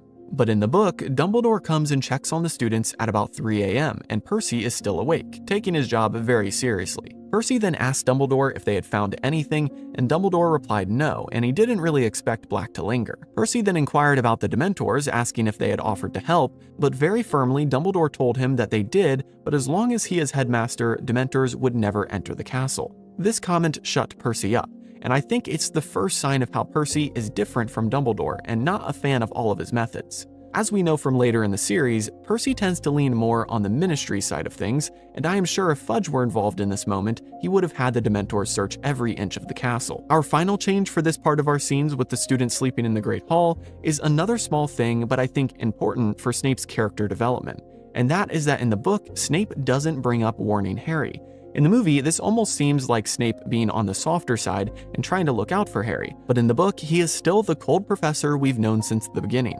And after Dumbledore's final word about no one inside the castle helping Black, Snape shuts up and stops talking. Next, at number 4, we've come to one of our crucial missing characters, Sir Cadogan. I have already discussed the first introduction of this painting in a previous episode, but today we learn that he was tasked with replacing the Fat Lady. This is omitted from the movie, and perhaps they felt they just didn't have time to dive into Cadogan's antics, but I think he is great in the book. For those of you who don't know, Sir Cadogan helped guide Harry and his friends to the astronomy tower for their first class with Trelawney. But he has a tendency to be a bit extreme. For example, when he sees someone walking past him, he usually hurls insults at them and challenges them to a duel. Plus, we read in this chapter that after being put as the portrait guarding the entrance of the Gryffindor Tower, he changed the password at least twice a day, making it impossible for anyone to remember and often resulting in people getting locked out. Everyone was annoyed with him, but one thing is true: he was brave. We learn that no other paintings wanted to take the position, for fear of being attacked by Black. But Sir Cadogan and his fat gray pony were up for the job and volunteered. And man, I wish I could have had his full character in the movies. Don't worry though, we'll be covering his involvement even more in future episodes of this series, so stay tuned for that. Our next 2 changes for this week are 2 omissions. To condense things for the film, we miss out on a lot of seemingly random details that end up adding to the overall tension of the story or provide crucial context for later moments. The first of these 2 omissions is the fact that in the book, we learn that after Black's attack on the Fat Lady, Harry was followed everywhere by professors, and then he got an official warning. One day, Professor McGonagall summoned Harry to her office and in a very serious tone told him that Sirius Black is after him. However, she only kind of told Harry, as Harry cut her off halfway through her sentence and finished it for her. Harry explained that he had already overheard Mr. Weasley talking about it, so he already knew. At this, McGonagall was taken aback, but told Harry that he should understand then why she can't let him practice Quidditch anymore. Harry was outraged at this and told her that they're about to play Slytherin and he needs to practice. And as book fans know, McGonagall is very involved in Quidditch. After some thinking, she told Harry that he can practice, but he must be accompanied by Madam Hooch or another teacher. And that takes us into the second omitted moment I mentioned, which is their actual Quidditch practice that week. Oliver Wood was very frustrated as he informed the team that they would no longer be playing Slytherin that weekend, but Hufflepuff instead. Slytherin claimed that their seeker, Malfoy, was still recovering from his arm injury, which they all knew was bogus. The weather was horrible and the Slytherins just wanted to get out of playing and throw Gryffindor off their game. Fred and George tried to comfort Wood by telling him that Hufflepuff is easy to beat, but Wood says that they'll need to take it more seriously as Hufflepuff has a new captain, Cedric Diggory. We then learn that Cedric Diggory is bigger than a normal seeker and is pretty good. Plus, the girls on the team all giggled, saying that he's the good-looking one, a theme which we know will be carried into the next book and movie. But this isn't the last we'll hear about Cedric for today. Now moving on to change number 7, we head into Harry's defense against the dark arts class with Snape. We read in the book that in the following days, Wood followed Harry around everywhere, talking his ear off about Quidditch strategy and how to counter Cedric's playstyle. One day, he talked for so long that Harry suddenly realized he was 10 minutes late to class and ran to defense against the dark arts, which is our change, as in the movie, everyone is in class and Snape is the one who walks in late. But in the book, Harry runs in and starts to apologize, but then stops short as he looks up and sees Snape instead of Lupin at the head of the class. Snape then deducts points from Gryffindor for Harry being late, but Harry stands still and asks where Lupin is. This kind of segues into our next change, which is the fact that in the book, the whole class sort of rebels against Snape for a moment, as Snape insults Lupin, but the Gryffindors won't take it. Harry doesn't sit down, and keeps asking Snape so many questions that Snape deducts 5 more points from Gryffindor for Harry not obeying him. This is very different from the quiet and respectful Harry we see in the movie. "Excuse me, sir, where's Professor Lupin?" Yeah, no. In the book, Harry is like, "Where's Lupin? What's wrong with him?" the whole time refusing to sit for Snape. Plus, Dean Thomas speaks up and says Lupin is the best teacher they've ever had, and Parvati Patil speaks up along with Hermione to tell Snape that they haven't gotten as far as werewolves yet. All of this contributes to Snape's bad mood by the time Hermione speaks up for the second time, and Snape calls her an insufferable know-it-all. However, there's a crucial change here, which is a short moment but speaks volumes to Ron's character in the book compared to the movie. In the movie, Ron says he's got a point, you know. But in the book, Ron stands up for Hermione despite having called Hermione a know-it-all many times, and he tells Snape, "You asked a question and she knows the answer. Why ask if you don't want to be told? And after this comment, Snape gives Ron detention, which is that he has to clean out the hospital bedpans without magic. This is a big moment in my opinion, because in the book, Hermione and Ron have been at odds the whole year because of Scabbers and Crookshanks. But at the end of the day, Ron is still loyal and stands up for her. In the movie, he goes so far as to agree with Snape's insult, which to me is just insane. Even if Ron agreed in his mind, he would never agree with Snape out loud. But moving on, there's two more smaller mistakes during this class. First, Hermione doesn't just appear randomly. Again, I have covered this almost every week so far for this book, but Hermione was pretty good with the time turner and didn't just teleport places. That would be way too obvious. Of course, for the visual aspect of the movie, they wanted to make it ultra clear that she was up to something, but it just isn't book accurate. Second, the Gryffindors didn't have double DADA with other houses, so the Slytherins being in this class is wrong. Draco would have never been there, and therefore he never would have drawn a picture and sent it over to Harry. However, we do read that Draco would make comments out loud to annoy Harry, saying things like, "Oh, if only my arm was feeling better," as he would look out at the storm. And speaking of the storm and the Quidditch match, that brings us to the final part of our scenes for this week, as Harry heads into this game. Of course, as always in the books, we never cut straight to the game, which is the movie's first mistake with this section, as they cut out Harry's morning before the match. Harry woke up at about 4 a.m. to Peeves blowing in his ear, and after trying to go back to sleep and failing, he decided to just get up and go downstairs. As he opened up the dorm door, he felt something brush up against his leg and quickly bent down to grab Crookshanks before she could get Scabbers in the dorm. He then spent the morning sitting in the common room, keeping Crookshanks from going upstairs, and then eventually he went down to breakfast. Once again, the movie cuts out these seemingly small Crookshanks and Scabbers moments, which play a larger role later on, as we eventually learn that Crookshanks was working with Sirius to try to get Scabbers out of the castle. But again, that's more for a future episode. For now, we need to get to the game itself. After breakfast, Harry headed down to the pitch and went into the locker room, where Wood didn't even give his usual pep talk as he was so put off by the weather and the change of plans. The game started and things immediately were off to a rocky start, as we read that Harry literally couldn't see anything because of his glasses. They didn't have goggles like what we see in the movie. Nope, Harry had to get his glasses fixed another way, which is our next change. Wood in the book called a timeout, and during this timeout, Hermione ran into their huddle and quickly performed an impervious spell on Harry's glasses, which essentially made it impossible for rain to stick to them. Oliver was so happy at this that he could have kissed Hermione, and with this renewed energy, they resumed play and Harry finally was able to see. Which brings us to the next change, as the movie drastically changed the climax of this match. There are several changes regarding this chase and fall, but the first one is that Harry doesn't fly hundreds of feet into the air to chase the snitch. I could be wrong, but I think the snitch is like programmed to magically not go too far outside the confines of the Quidditch pitch. In the book, we read that by the time he fell, he was only about 50 feet up, which is still high, but not the 100+ feet that we see in the movie. We read that as he flew around, he saw the outline of the Grim in the clouds, so that's accurate to the movie, but then Wood yelled at him and he realized Diggory was chasing the snitch. He then darted after Cedric as fast as he could, but something strange began to happen, which brings us to the next change in this scene, as we read in the book that Harry looked down and saw about 100 Dementors on the field of the Quidditch pitch looking up at him. He felt the cold growing inside of him and began to hear the voice of his mother crying at Voldemort to show mercy, and then he blacked out. Obviously, the change here is that Harry isn't hundreds of feet up in the clouds when he encounters the Dementors. In fact, the Dementors don't even make it off the ground, and that's the biggest part of this change. Dementors can't fly. I know it sounds a bit crazy because the Dementors we see in the movie are so cool looking and have become a staple of the Harry Potter fandom. But in actuality, there's nothing that says they can fly. They simply hover a couple inches above the ground.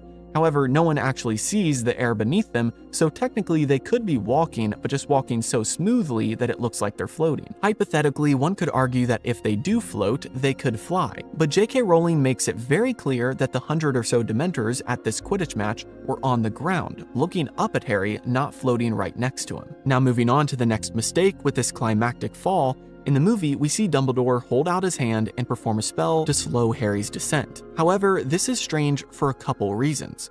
First, Dumbledore should always have his wand on him, so why not just use his wand here? And second, in the book, he does use his wand. Hermione tells Harry afterwards when they're in the hospital that Dumbledore came out on the field and not only held up his wand to slow Harry's fall, but he muttered a spell and some silvery light shot out of his wand to scare away the Dementors. This is the second time they've witnessed a Patronus charm in the book, and it'll be coming up here soon as Harry learns it in the following chapters. But in the movie, we don't see a wand and we don't see a Patronus. And finally, the last change the movie made for this match and the last change for this week's episode is the fact that in the book, we learn Diggory caught the snitch after Harry fell because he didn't see it happen, and then he actually tried to call off the game and have a rematch. This goes to show Cedric's kindness and fairness in everything, which is partially why he's a Hufflepuff. And this helps set up his character for the Goblet of Fire. Obviously in the movie, the Hufflepuff Seeker is a no-name, but I like that in the book we are already building out who Cedric is. It just makes you a little more attached to Cedric by the time you get to the next book.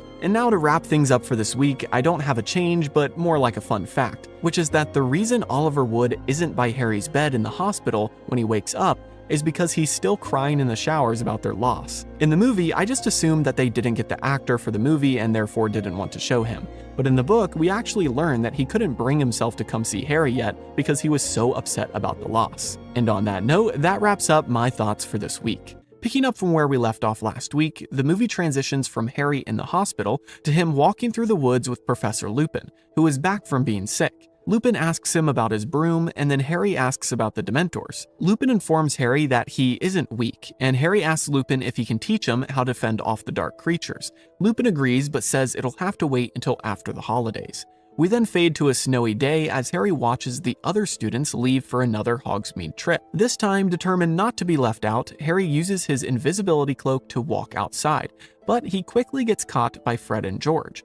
The twins then hand over their prized possession to him, which is the Marauder's map. They tell him that they've memorized it anyway, and his need is greater than theirs now. Harry looks at the map and realizes how incredible it is, and after the twins suggest which passage to take, he pops up in Honeydukes in the next scene. The movie then cuts to Ron and Hermione looking at the Shrieking Shack and then getting picked on by Draco and his goons. But before they can do any real damage, Draco gets hit in the face with a snowball. And then some invisible force begins to drag the Slytherins around and taunt them. Draco and his guys are scared off, and Harry reveals himself to his friends, and then we see them walking through Hogsmeade together. Suddenly, Harry notices the Minister of Magic and Professor McGonagall getting out of a carriage and talking to Madame Rosmerta, the landlady of the Three Broomsticks. Harry overhears his name and uses his invisibility cloak to follow the Minister and Rosmerta inside.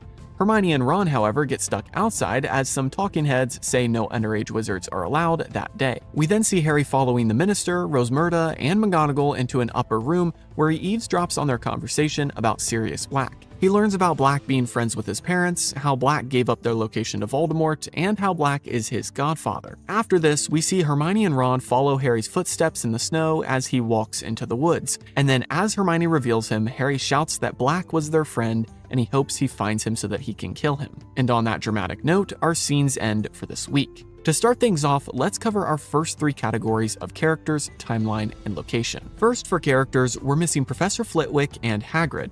Although Hagrid is shown in these scenes, he and Flitwick actually have speaking roles and are much more involved during the conversation with Rosmerta and the Three Broomsticks. Besides those two missing characters, we also have the character change of Gregory Goyle. Draco is shown in this scene with Vincent Crabbe and then one other friend who the movie names as Pike. This is a movie-only character who then appears in future movies to keep with the continuity. But as we know, Goyle isn't entirely removed from the third movie. He is simply missing from select scenes because the actor happened to break his arm when they were filming for this year. Therefore, any scenes that required physical activity, like this one, he was unable to perform in. Now for timeline, we have our usual school year being condensed as the movie cuts from their first Quidditch match to Harry talking with Lupin and then it's snowing. So pretty much we miss like 3 or 4 weeks of content. And lastly, before we jump into the plot changes, we have location. First, we're missing various parts of the castle like the potions and defense against the dark arts classrooms.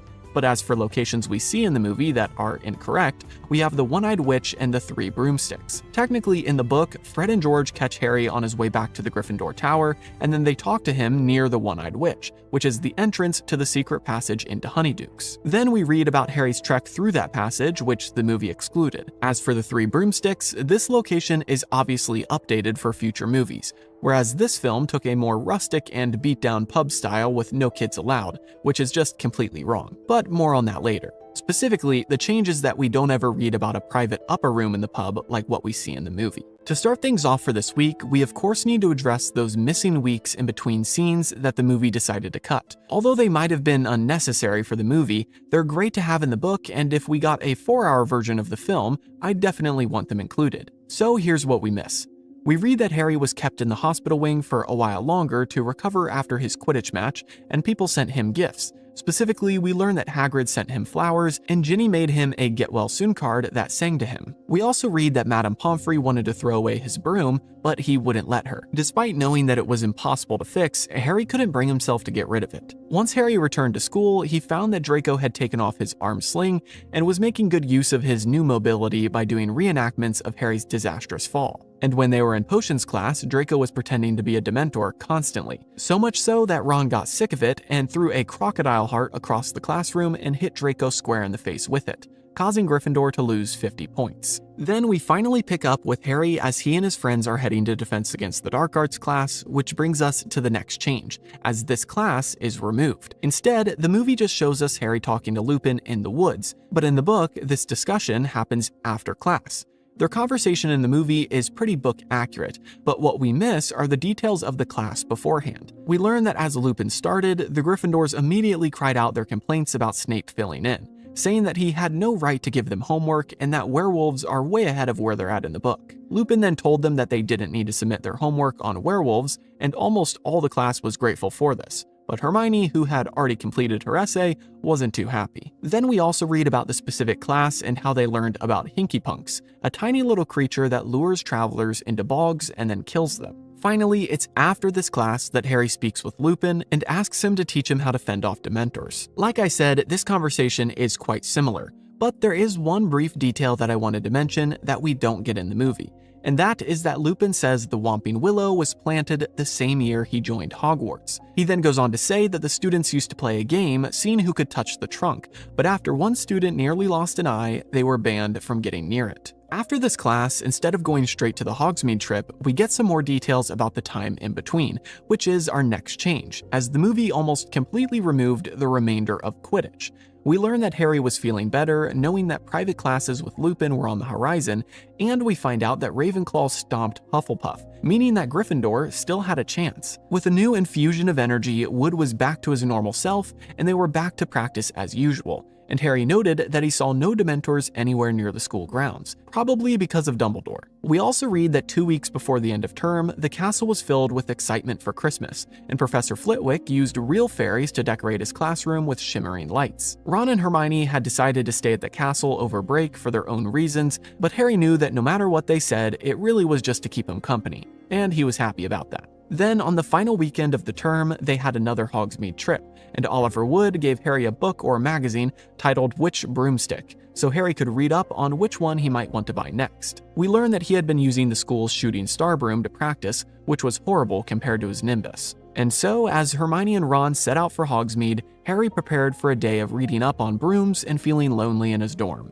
But as we know, Fred and George had different plans. You might have picked up on this already, but the next change is that Harry doesn't try to sneak out in his invisibility cloak. I don't know if he was just wanting to be a rule follower in the book or if he forgot he had the cloak, but this change actually makes sense, because I could definitely see Harry doing this. Still though, it never happens in the book. Next, we miss out on the full details of Fred and George's conversation with Harry, which includes the story of how they got the map from Filch. We read in the book that during their first year, they set off a dung bomb which upset Filch for some reason, and they found themselves inside of his office. While Filch was busy threatening them with disembowelment and other forms of punishment, the twins noticed a drawer marked confiscated and highly dangerous. So naturally, George dropped another dung bomb in the office, and Fred grabbed randomly inside the drawer and pulled out this map. I know we briefly get a line about this in the movie, but I wanted to share the original story because I always love the opportunity to have more Fred and George in our lives. On top of this story, we learn a couple other details about the map that the movie got wrong.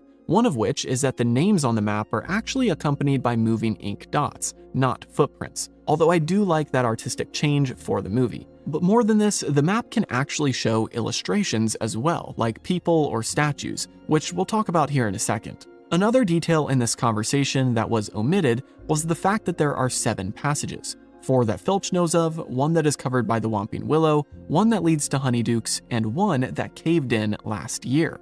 Notice something odd? Fred and George say they used one of the passages until it caved in last year, and as we know in the Chamber of Secrets, after Lockhart's faulty spell, there was a massive cave-in in the tunnels under the school. So it's funny to think that possibly this map led to the Chamber of Secrets all along, or showed a path adjacent to it, and nobody ever found out. Next, before Harry enters Honeydukes, there are 2 things that happen which the movie removed. First, Harry is hesitant to use the map. His mind immediately goes to Mr. Weasley, saying, "Never trust anything that thinks for itself if you can't see where it keeps its brain." But after this brief hesitation, he plunges right into this new adventure. The second thing that they cut was Harry's actual use of the map and finding his way into the tunnel, and then through it to get to Honeydukes. This key moment also reveals another cool feature about the map that the movie omitted. The map not only shows locations, but it gives instructions as well. Harry goes up to the one-eyed witch statue and doesn't know what to do next, so he looks at the map and sees a tiny figure pop up next to his name. The tiny Harry Potter then uses his wand to tap the statue, and a speech bubble appeared on the paper that said Descendium. So Harry, trusting the map, took out his wand, tapped the witch, and muttered Descendium. Sure enough, the witch's hump opened up just slightly so that he could slide through into the passageway. We then read about Harry walking for what felt like an hour through this tunnel to get to a set of stairs.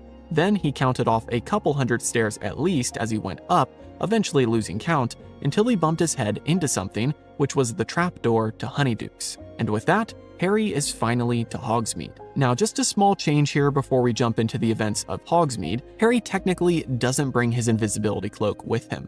After all, like we said earlier, he never tried to use it to escape the castle, but it makes perfect sense that in the movie, he would take it with him. Anyway, moving on to the events of Hogsmeade, we have 5 more changes. First, as I mentioned during the character differences, the whole Draco incident never happens. In fact, Harry arrives in Honeydukes, walks around unnoticed as there are dozens of students jostling about, and then happens to find Hermione and Ron in the sweet shop itself. Plus, how would Harry have known that they were at the Shrieking Shack anyway?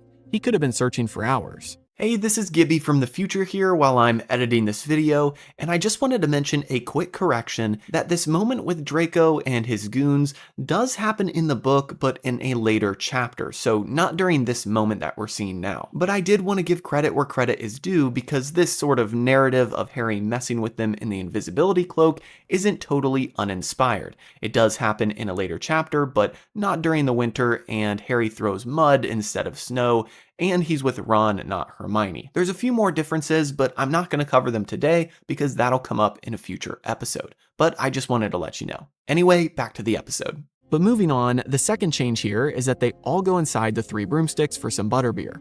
There is no age limit like what the movie says, and they actually go inside before they see the Minister of Magic or anyone else.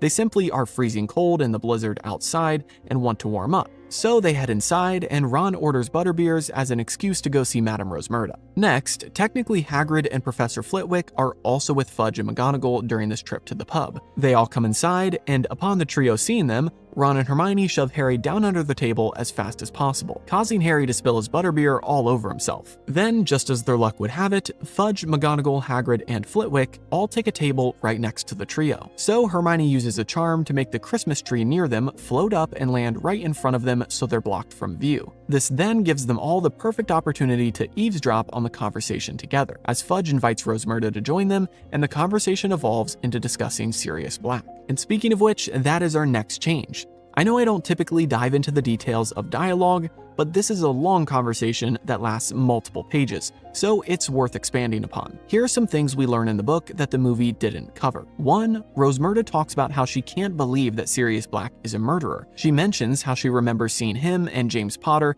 hanging out in Hogsmeade and even coming into the 3 broomsticks, and Black never showed any signs of being a dark wizard. 2. It is mentioned early on that Black was the Potters' best man in their wedding, and he is Harry's godfather.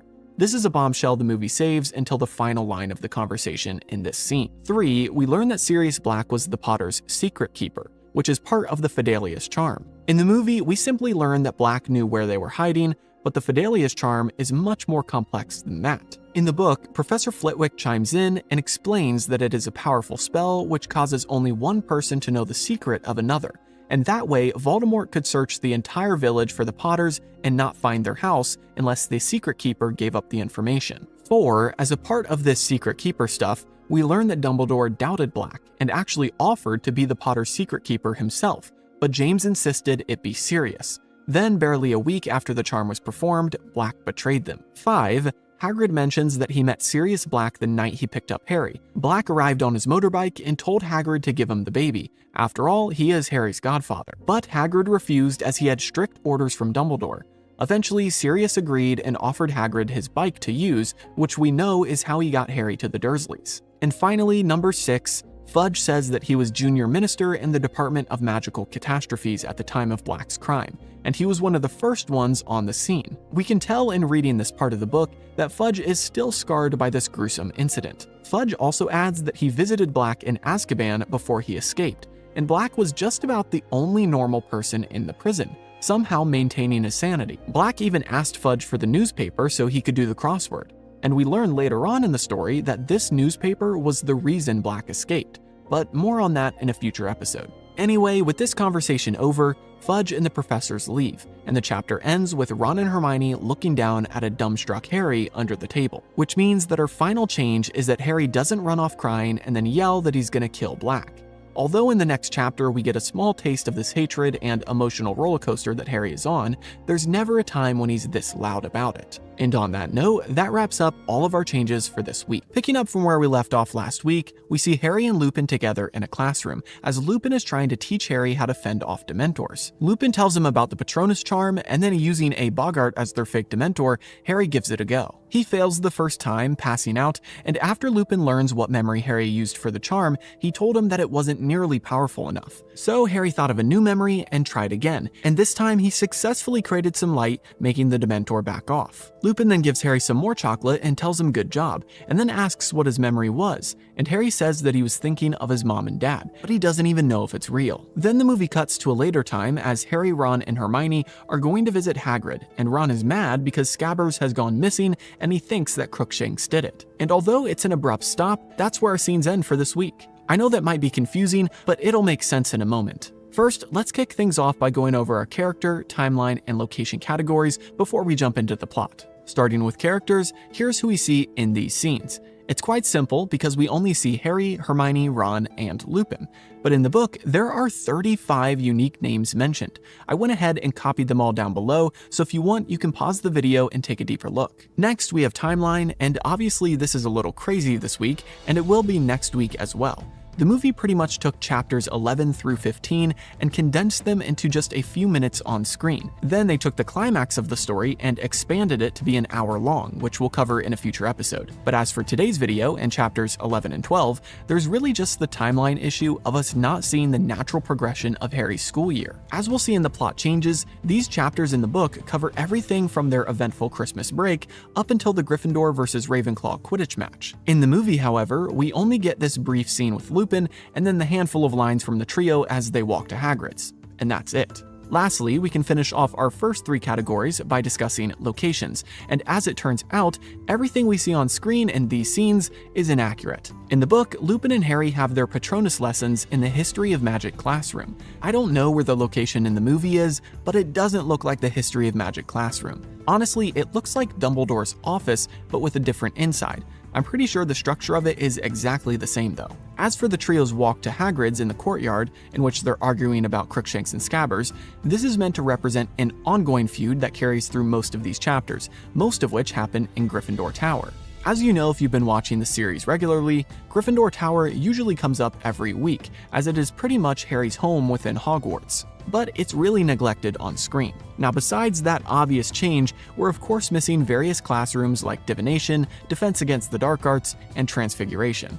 And that wraps up all of our location differences. So let's kick things off with chapter 11, which is titled The Firebolt. This chapter has almost no corresponding moments in the movie. I guess you could consider the very end of the movie when Harry receives the Firebolt as the only similarity, but even then, that is so drastically different from the book that I almost don't even want to count it. I mean, the largest discrepancy here is the fact that Harry receives the broom for Christmas, not as a gift at the end of the year. But besides that, this chapter is packed with details that you would have never known if you've only watched the movie. So let's go to the beginning of the chapter and unpack the 3 major plot points that the movie removed. First, we have Harry's response to his finding out that Sirius Black is his godfather and betrayed his parents. The chapter picks up with Harry heading back to Hogwarts after hearing the story in Hogsmeade, and Ron and Hermione didn't speak with him at all during dinner that night. Then after going to their dorms that night, Harry privately looked at the photos of his parents on their wedding day and saw his father's best man, Sirius Black, standing next to him. He then pretended to be asleep when Ron checked on him, and eventually falling asleep for real, he had nightmares about his parents, Black, and Voldemort. The next morning, Harry woke up and went downstairs and was met with a sort of intervention, as Ron and Hermione tried to convince him not to go after Black. This is similar to what we see in the movie of Harry shouting that he wants to find Black and kill him. Harry never actually does that in the book, as he's much more reserved than that, but at the same time, he doesn't promise Ron and Hermione that he won't go searching for Black. Eventually, to change the subject, Ron suggests that they go visit Hagrid, and this is where we head into the first part of the Buckbeak subplot for the next few chapters, which also happens to be the second key plot point of this chapter that we miss in the movie. Although we see the later scene of Hagrid telling them about Buckbeak's fate, the book has multiple steps to this subplot that get skimmed over in the film, so here's what really happens. Harry originally planned on confronting Hagrid about Sirius Black and asking him why he never told Harry about how Black betrayed his parents. But when they arrived at Hagrid's, they found him crying, and the 3 of them then read the letter that Hagrid had just received, which informed him that although he wouldn't be fired from Hogwarts, Buckbeak would undergo trial in the Committee for the Disposal of Dangerous Creatures. Harry felt so bad for Hagrid that he didn't even bother to bring up Black. The trio then told Hagrid that they'd help him with his defense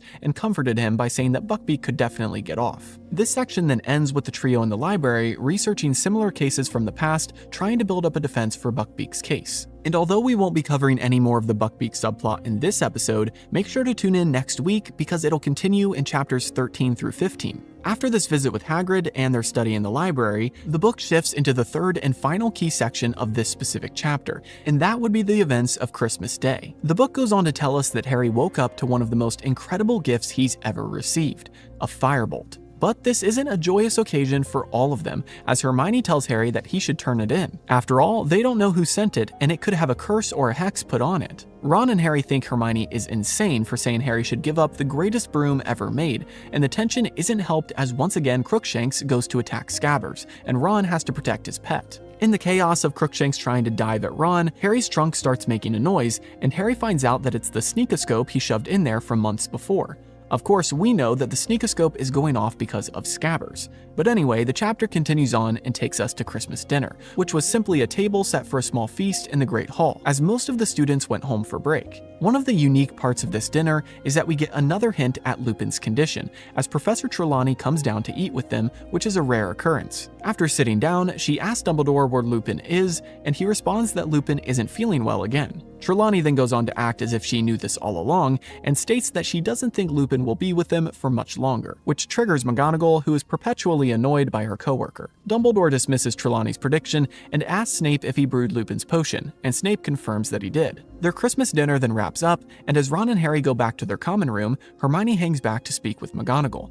Then Hermione and McGonagall enter Gryffindor Tower, and the worst of the worst happens, as McGonagall confiscates Harry's firebolt, saying that she agrees with Hermione that it could be dangerous. She informs Harry that they'll have to strip it and check it for all kinds of curses and hexes, and it could be weeks before he gets it back. But they must be sure. Then after she leaves, Ron explodes at Hermione and Harry is stunned. Hermione is hurt by their outrage at her trying to protect Harry, but she tells them that she thinks Sirius Black could have been the one who sent the broom. And that is where chapter 11 ends. So moving on to chapter 12, which is titled The Patronus, this is where we find most of the inspiration for the main scene that we're covering this week. But as you might have guessed, there's much more to this chapter than a simple lesson that lasts a few minutes. This chapter contains multiple lessons between Harry and Lupin, with tidbits of school life and Quidditch mixed in between. It's important to note that chapters 12 through 15 will have 3 key themes as sort of underlying narratives, and those are Quidditch, the Scabbers and Crookshanks feud, and Buckbeak's trial. So keep an eye out for those this week and next week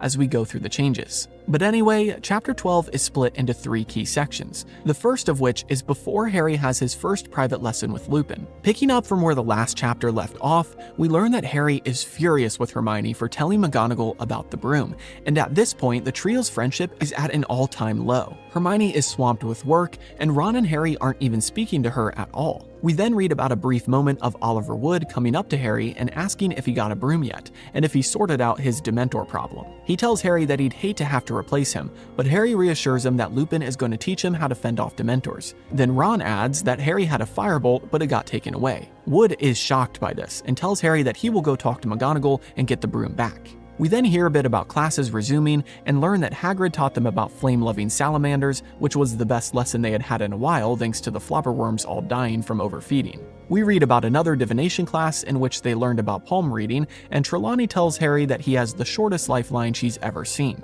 And finally, we get to their defense against the dark arts class, and Harry asks Lupin afterwards about their private lessons, and they schedule the first session. Then, as they're leaving for the class, Ron mentions to Harry that Lupin is still looking pretty ill, and Hermione comes up from behind them, saying that it's obvious what's wrong with him, but she won't tell them because they're still on rough speaking terms. Ron accuses her of faking knowledge just so they'll talk to her, but as we know, Hermione actually has figured out Lupin's condition by this point. And now we come to Harry's Patronus lesson with Lupin, so let's pull up that scene and discuss the direct changes. First, as I've mentioned multiple times already, Lupin and Harry have had multiple sessions, not just one. Second, Harry's powerful memory isn't of his parents, it's something entirely different that you might not expect. We read that during Harry's attempt with the Boggart Dementor, he only produces a faint wisp of silvery light and then passes out. After being told his memory isn't powerful enough, Harry thinks about Gryffindor winning the House Cup. But still, during this second try, the memory isn't powerful enough. And this time before passing out, he actually hears his father, which we'll address in a second. It is then during the third attempt that Harry finally produces a Patronus large enough to fend off the Dementor, and Lupin uses the ridiculous charm to put the Boggart back in its case. We then learn that Harry didn't think of his parents for this last powerful memory. He thought about getting his acceptance letter from Hogwarts and how he felt when he realized that he'd be leaving the Dursleys. I get the emotional moment that the movie is trying to create here, but in the book, this just makes so much more sense, because as the reader, we can relate to this memory. We read about it and have experienced the same feeling in the first book, so it resonates way more. For the third change with this scene, I want to go back to what I mentioned earlier about Harry hearing his dad. In the movie, Harry's Dementor experiences are limited to his mother screaming his name, but in the book, he almost can relive the entire memory of the night that his parents were murdered by Voldemort. During the second attempt, he hears his dad for the first time as he tried to defend Harry and his mom, and Harry tells Lupin this, causing Lupin to almost get emotional himself. Harry then learns about how Lupin was friends with James, and so Harry asks him about Sirius Black, causing Lupin to be a little caught off guard and obviously embarrassed by his association with the supposed murderer. Lupin quickly shuts down the conversation by saying that he knew Black but didn't know anything about his evil side. And with that, Harry's first private lesson came to an end. However, in just a moment, we'll read more about a future session he has. For now though, we need to get back to the third section of chapter 12 and the final key omission, which is the return of the firebolt and Scabbers' disappearance. After Harry's lesson, the next thing we read is about how Ron began to grow suspicious of Hermione. He spoke with multiple other students in other classes and heard from them that Hermione was in all of their classes, but Ron knew that they were all happening at the same time, so it would be impossible for Hermione to do that. But this suspicion goes nowhere as time goes on, and we simply read that the boys constantly saw Hermione in the corner of the common room with a pile of books and papers around her, seemingly studying 24/7. Eventually, the Ravenclaw match began to creep up, and despite Wood's protests, McGonagall would not give Harry back his broom. But after every class, Harry would go to her to check, and time again, it was still not ready. Then, as the days went by, we read about another private lesson Harry had with Lupin, although it is a brief moment. We read that Harry was struggling with producing a Patronus because he slightly wanted to hear his parents' voices. He almost didn't want to fend off the Dementor, because despite the horrible feeling he got, it was the closest he had ever been to knowing his parents. After an emotionally draining and unsuccessful session, Lupin took out some butterbeers and handed one to Harry, and we listen in on a short conversation they have about Dementors. And this is when Harry asks Lupin an interesting question. What's under a Dementor's hood? Lupin tells him that no one knows because the only people who have ever seen them without a hood have had the Dementor's kiss performed on them. Lupin goes on to tell Harry that during the Dementor's kiss, they take down their hoods and clamp onto the mouth of the person, sucking out their soul. This is another thing that the movie kind of gets wrong in the future, but I can see why they didn't do it this way. That would have been a bit too disturbing for a kid's movie. So having them sort of suck the air around a person's mouth is a bit easier to digest. But anyway, back to the book, we read that Harry was heading back from this session when he ran into Professor McGonagall, who did the unthinkable and handed back Harry's broom, just in time for the Ravenclaw match that Saturday. Harry and Ron were ecstatic, and they decided to go make up with Hermione, as she was just trying to look out for Harry. As they went up to the entrance of the Gryffindor common room, they found Neville by the portrait, as he had forgotten the passwords. He told them that he wrote them all down on a paper but lost it, and so Harry and Ron let him in with them. As they entered, Harry was quickly surrounded by students who wanted to see the new broomstick, and Hermione avoided eye contact. Eventually, breaking free from the crowd, Harry and Ron made their way to Hermione and tried to make amends. But just as quickly as they all made up, things fell apart once again. Harry went to take the broom up to his dorm, but Ron offered to do it for him since he needed to give Scabbers his rat tonic anyway. So Ron gently carried the broom upstairs, and within just a few seconds of him getting inside the dorm, they heard a scream, and Ron came running back down the stairs with blood-stained sheets. He then told Hermione that Scabbers was gone and threw down on the table a few long red hairs that obviously had come from Crookshanks. And with their feud reignited, the chapter ends. Now, as you can see, the ending of this chapter here is what corresponds to this half scene that we get in the movie, of Ron saying that Scabbers went missing. The reason I didn't pull it up to analyze it next to the book is because, well, it's completely different. I mean, it would be easier for me to just point out the similarity, as there is only one, and that is that Scabbers is gone. Other than that, the location, dialogue, and the means by which Scabbers is found missing are entirely changed. And it sets up the ongoing tension between our trio, which will carry into the next chapters. And like I said, next episode will be another group of chapters that all got condensed down into a couple of minutes. And get excited because in the next episode, we'll be covering more Quidditch. But on that note, that wraps up everything in chapters 11 and 12 for this week. Picking up with where we left off last week, we see the trio talking to Hagrid as he tells them how the trial with Buckbeak went, ending it off by saying that Buckbeak has been sentenced to death. The movie then transitions to nighttime as Harry is sitting up in bed looking over the Marauders map. Everyone is asleep and Ron wakes up suddenly from a nightmare about spiders wanting him to tap dance.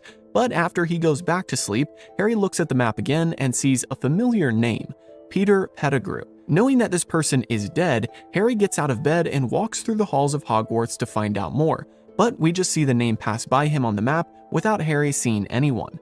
The next person he does see is possibly the worst person he could have run into, and that would be Professor Snape. Snape asks him what he's doing, and then after Harry turns out his pockets, Snape examines the map, which is blank now. He tries to get it to reveal its secrets, but the map just insults him. Thankfully, Lupin walks up at that moment and intervenes, taking the map and Harry with him back to his classroom. He reprimands Harry for walking around late at night and not handing in the map, and then Harry tells him that he thinks the map is broken, saying that he saw Peter Pettigrew's name on it. Lupin says that's not possible, but Harry says that's just what he saw, and then he walks off, leaving Lupin standing there looking bewildered. And that is where our scenes end for this week. So let's kick things off by going over our first three categories of characters, timeline, and location. To start, characters has quite a few people missing. Obviously, these scenes are not only brief, but only include a handful of people: Snape, Lupin, Hagrid, and our trio. But in the book, these chapters include all of their classmates, some other teachers, and more, because Harry goes all over the school during these chapters. Some notable people who are missing are Madam Hooch, Draco and his goons, Sir Cadogan, Cho Chang, Neville, the Gryffindor Quidditch team, and of course, Sirius Black. Like I said, there's more than that, but I'd be naming off essentially every teacher and student in Hogwarts, so I think you get the point. Funnily enough, there's one character who is in the movie, but not in these chapters, and that is Peter Pettigrew. We'll discuss this more in the plot changes, but Harry never sees Pettigrew's name on the map. He has a run-in with Snape due to an entirely different set of circumstances, so keep an eye out for that later in the video. Next, our timeline is once again condensed because 2 whole chapters, which contain multiple weeks of Harry's life, are displayed in only a couple minutes on screen. Other than that, the bigger timeline issue is that the movie moved Buckbeak's trial to before Harry runs into Snape, but in the book, we don't learn about Buckbeak's judgment until the end of the 2 chapters we're covering today. Like I mentioned in previous episodes, his trial is a constant theme over 4 or 5 chapters in the middle of the book, and it isn't as quick as the movie makes it seem. Finally, before we head into the plot, we have locations, and this week it's pretty simple. We're only missing the Quidditch pitch, Hagrid's hut, and Snape's office, and that's pretty much it. Similarly to last week, we don't have that many changes, but the magnitude of the changes is quite a bit more than usual, especially since one of these chapters was completely removed, and that's where we need to start. Just a heads up, I won't be addressing the Hagrid scene until the very end, because that technically comes last in these chapters. So to pick up with where we left off in the book last week, our first change the movie made is the fact that they completely removed the rest of the Quidditch season, which includes this chapter's focal point, the Gryffindor versus Ravenclaw match. So here's what happens. Of course, the chapter starts off by picking up with the tension from the previous page, in which we were left on a cliffhanger about Scabbers' disappearance. We learn that Ron and Hermione went back to being at each other's throats as Hermione wouldn't admit that Crookshanks did anything, and Ron was livid that she couldn't see the facts, or at least what he thought the facts were. Harry is stuck in between this, but ultimately sides with Ron as he can see that the evidence is entirely stacked against Hermione's cat. But in an effort to cheer up Ron, Harry invited him to come to the next Quidditch practice so he could take a turn on the firebolt. We read that Harry finally got to fly the broom for the first time since he had to wait until McGonagall and the others checked it for hexes or curses, and it flew like a dream.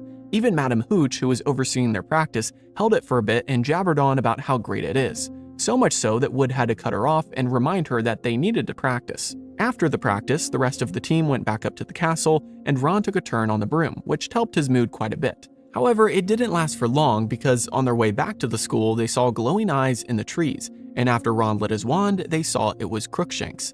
This immediately brought Ron's mood down again, although Harry was happy it was only the cat because he thought at first it was the Grim. Anyway, the book then continues on to the next morning as Harry took his broom to breakfast and was immediately surrounded by people who were in awe of his fine replacement. Cedric Diggory came up and congratulated him on it, Percy's girlfriend, Penelope Clearwater, held it for a bit, and even Draco came in to examine it. Although Draco did get a jab in again, saying that it's too bad the broom didn't come with a parachute for if Harry falls again. But Harry was quick on his feet and retorted that it's too bad Draco couldn't attach another arm to his broom, then it could catch the snitch for him. And at that, the Gryffindor table burst out laughing, leaving Draco and his minions to sulk away. But then the real test began, and the chapter finally gets to the Gryffindor versus Ravenclaw match. It's a good one, and it's also the first time Harry really takes notice of Cho Chang, which is foreshadowing for the next couple books. But something the movie really took away from Cho was her ability as a seeker. That's right, the Ravenclaw seeker was none other than Cho Chang, and she kept up with Harry quite well for being on a broom that was much slower than Harry's firebolt. However, the key moment of this match isn't regarding Cho, it has to do with the moment that Harry caught the snitch, because it's also the first time that he successfully used the Patronus charm. After some great flying from both teams and some colorful commentary from Lee Jordan, Harry spotted the snitch and darted after it. But he quickly heard Cho crying out from below as he looked down to see 4 Dementors on the field. Without thinking, he took out his wand, shouted Expecto Patronum, and a massive bright thing came shooting out and chased down the dark figures, which gave Harry just enough time to go catch the snitch and win the game. But here's the kicker. As Harry goes to the ground to celebrate, Lupin comes up to him and congratulates him on a great Patronus charm, but then tells him that the dark figures on the field weren't Dementors. They were Draco, Crabbe, Goyle, and Marcus Flint, the captain of the Slytherin Quidditch team. Lupin then led Harry over to where Draco and the others were lying on the ground after running from the Patronus, and McGonagall was chewing them all out. This was a cherry on top for such a great victory, and the Gryffindors went back to their common room and partied it up for most of the night. And this is where we come to the next major omission, and the title of this video, which is Sirius Black's attack. Well, kind of attack. You see, the movie keeps things simple and only shows his first attempt to get into Gryffindor Tower, the one when he slashes at the fat lady's portrait. What the movie doesn't show is that the night of the Gryffindor versus Ravenclaw match, Black succeeds in entering the tower and even gets into the boys' dormitory. So here's everything we missed. After the party, everyone went to bed, and Harry fell asleep and began to have a strange dream. He dreamt that he was running through a forest, chasing after something bright he could barely see ahead, and he could hear the hooves of something galloping ahead of him. But suddenly he was awoken to the sound of Ron screaming out. Harry fumbled with his hangings and thought he heard the dormitory door slam, and finally, after he got his curtains open, he and the other boys questioned Ron, who looked like he had just seen a madman. And well, he had.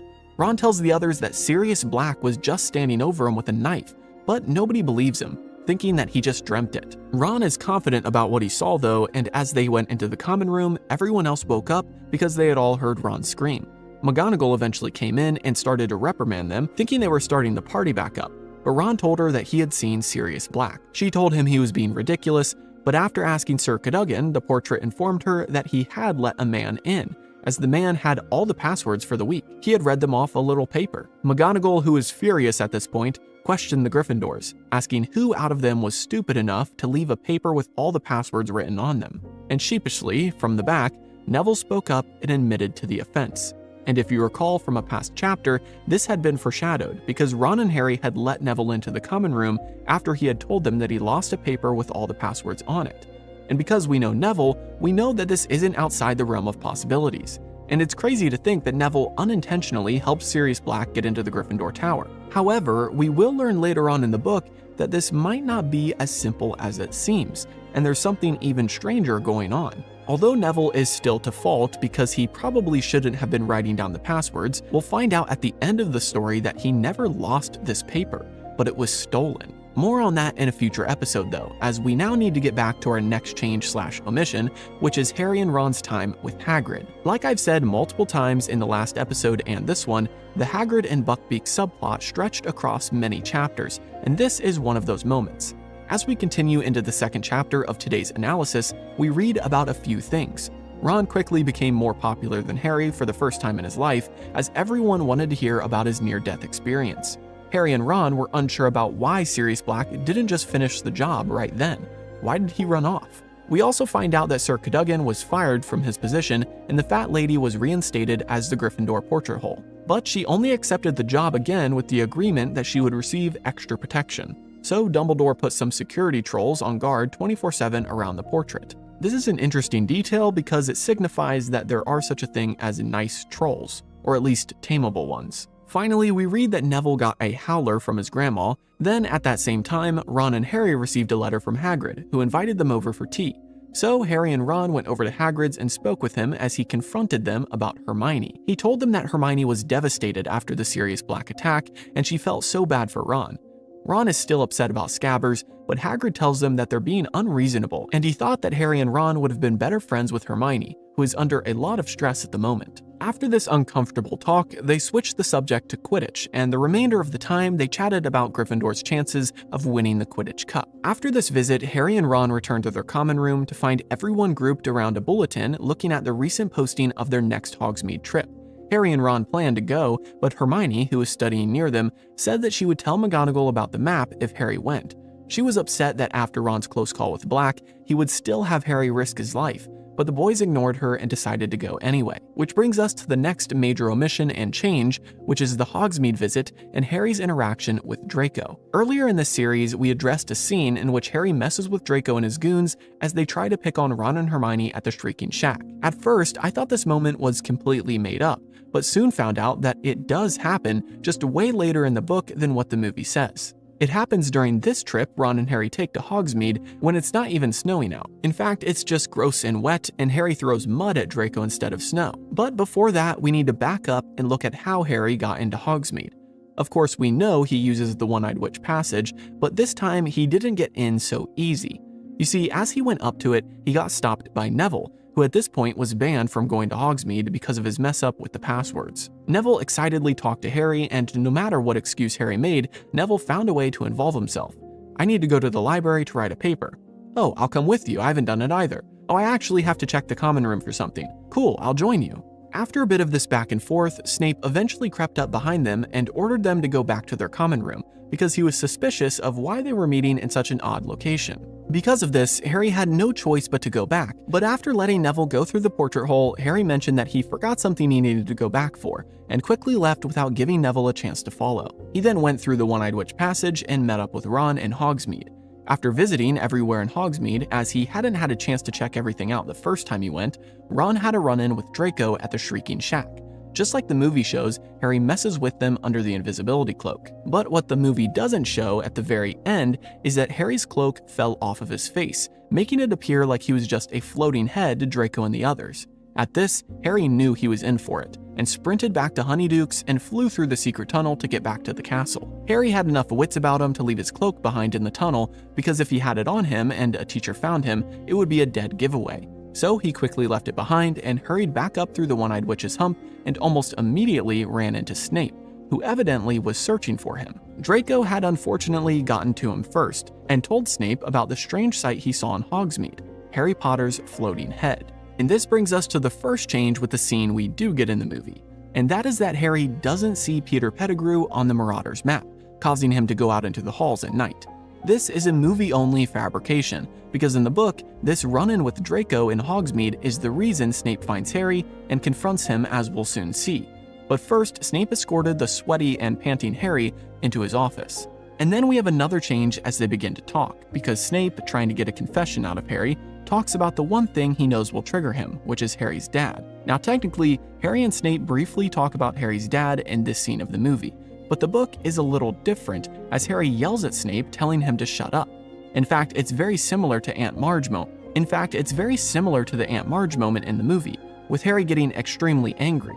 Harry then tells Snape that he knows why Snape is mad at his dad, and it's because James Potter saved Snape's life. At this, Snape becomes furious and tells Harry that the only reason James saved his life is because he chickened out of a prank that would have killed Snape if it succeeded. So while he saved Snape's life, he's also the reason Snape's life was in danger. This shuts up Harry, and Snape instructs him to turn out his pockets.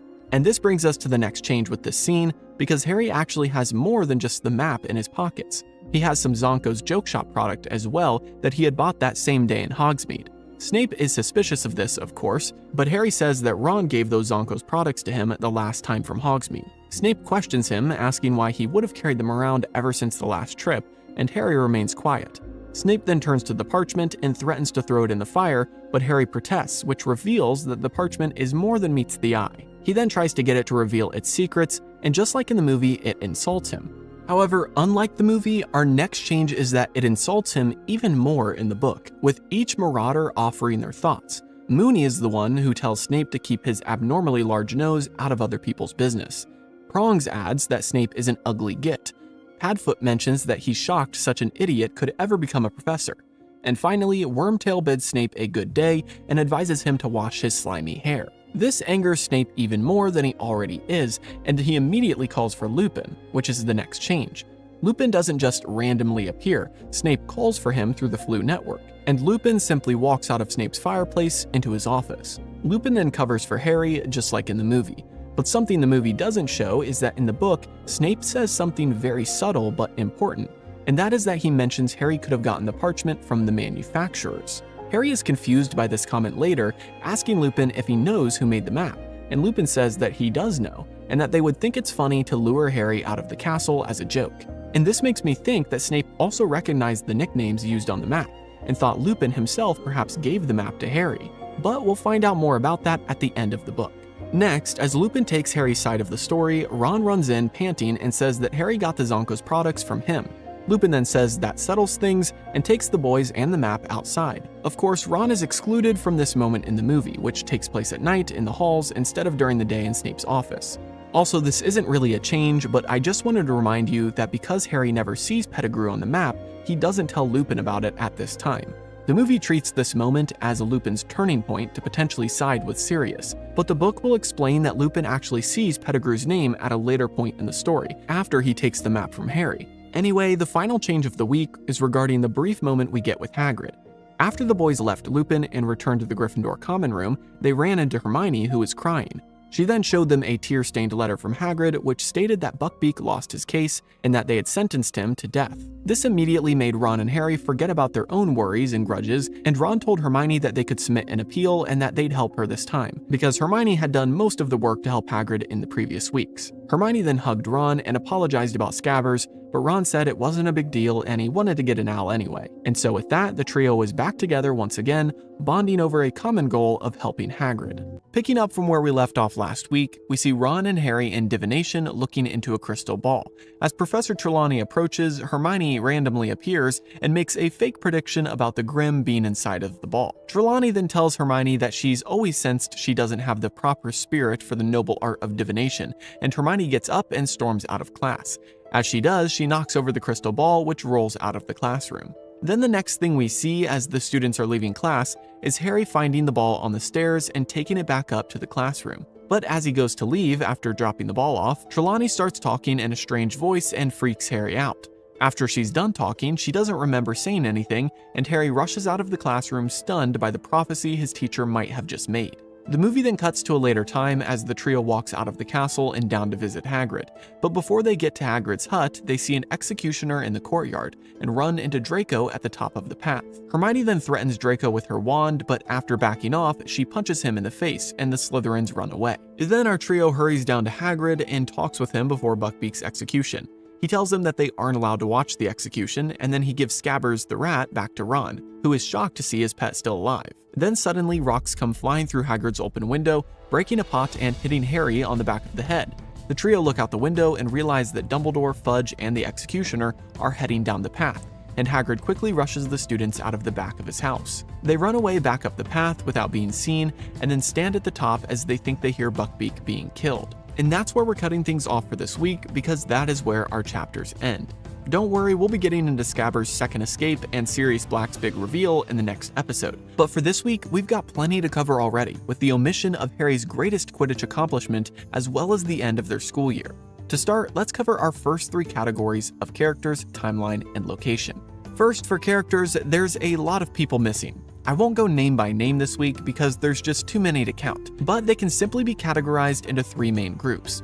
First, we're missing many of Harry's classmates. People like Lavender Brown have speaking parts, and many others are mentioned by name during their last few weeks of school. That means that our second group of missing characters would be the professors. The Hogwarts faculty are in full swing in these chapters, as they are not only in attendance at the Quidditch match, but they are also the ones managing the end-of-year exams and classes. And lastly, we're missing the Quidditch teams, both Gryffindor and Slytherin. Oh, and I guess another small character change is that in the book, there's a committee member for the disposal of dangerous creatures at Buckbeak's appeal/execution. Next, our timeline changes are what you'd probably think. As you've heard me mention already, we miss out on exams, which we'll cover more in the plot changes. But that also means that these scenes cut out a fat portion of their school year, skipping weeks or months of details. Besides that, we have a more specific timeline issue, which is that in the book, Hermione hits Draco after a Care of Magical Creatures class. After this, we have the divination scenes and then the Buckbeak execution. So the movie slightly moved these around to save time.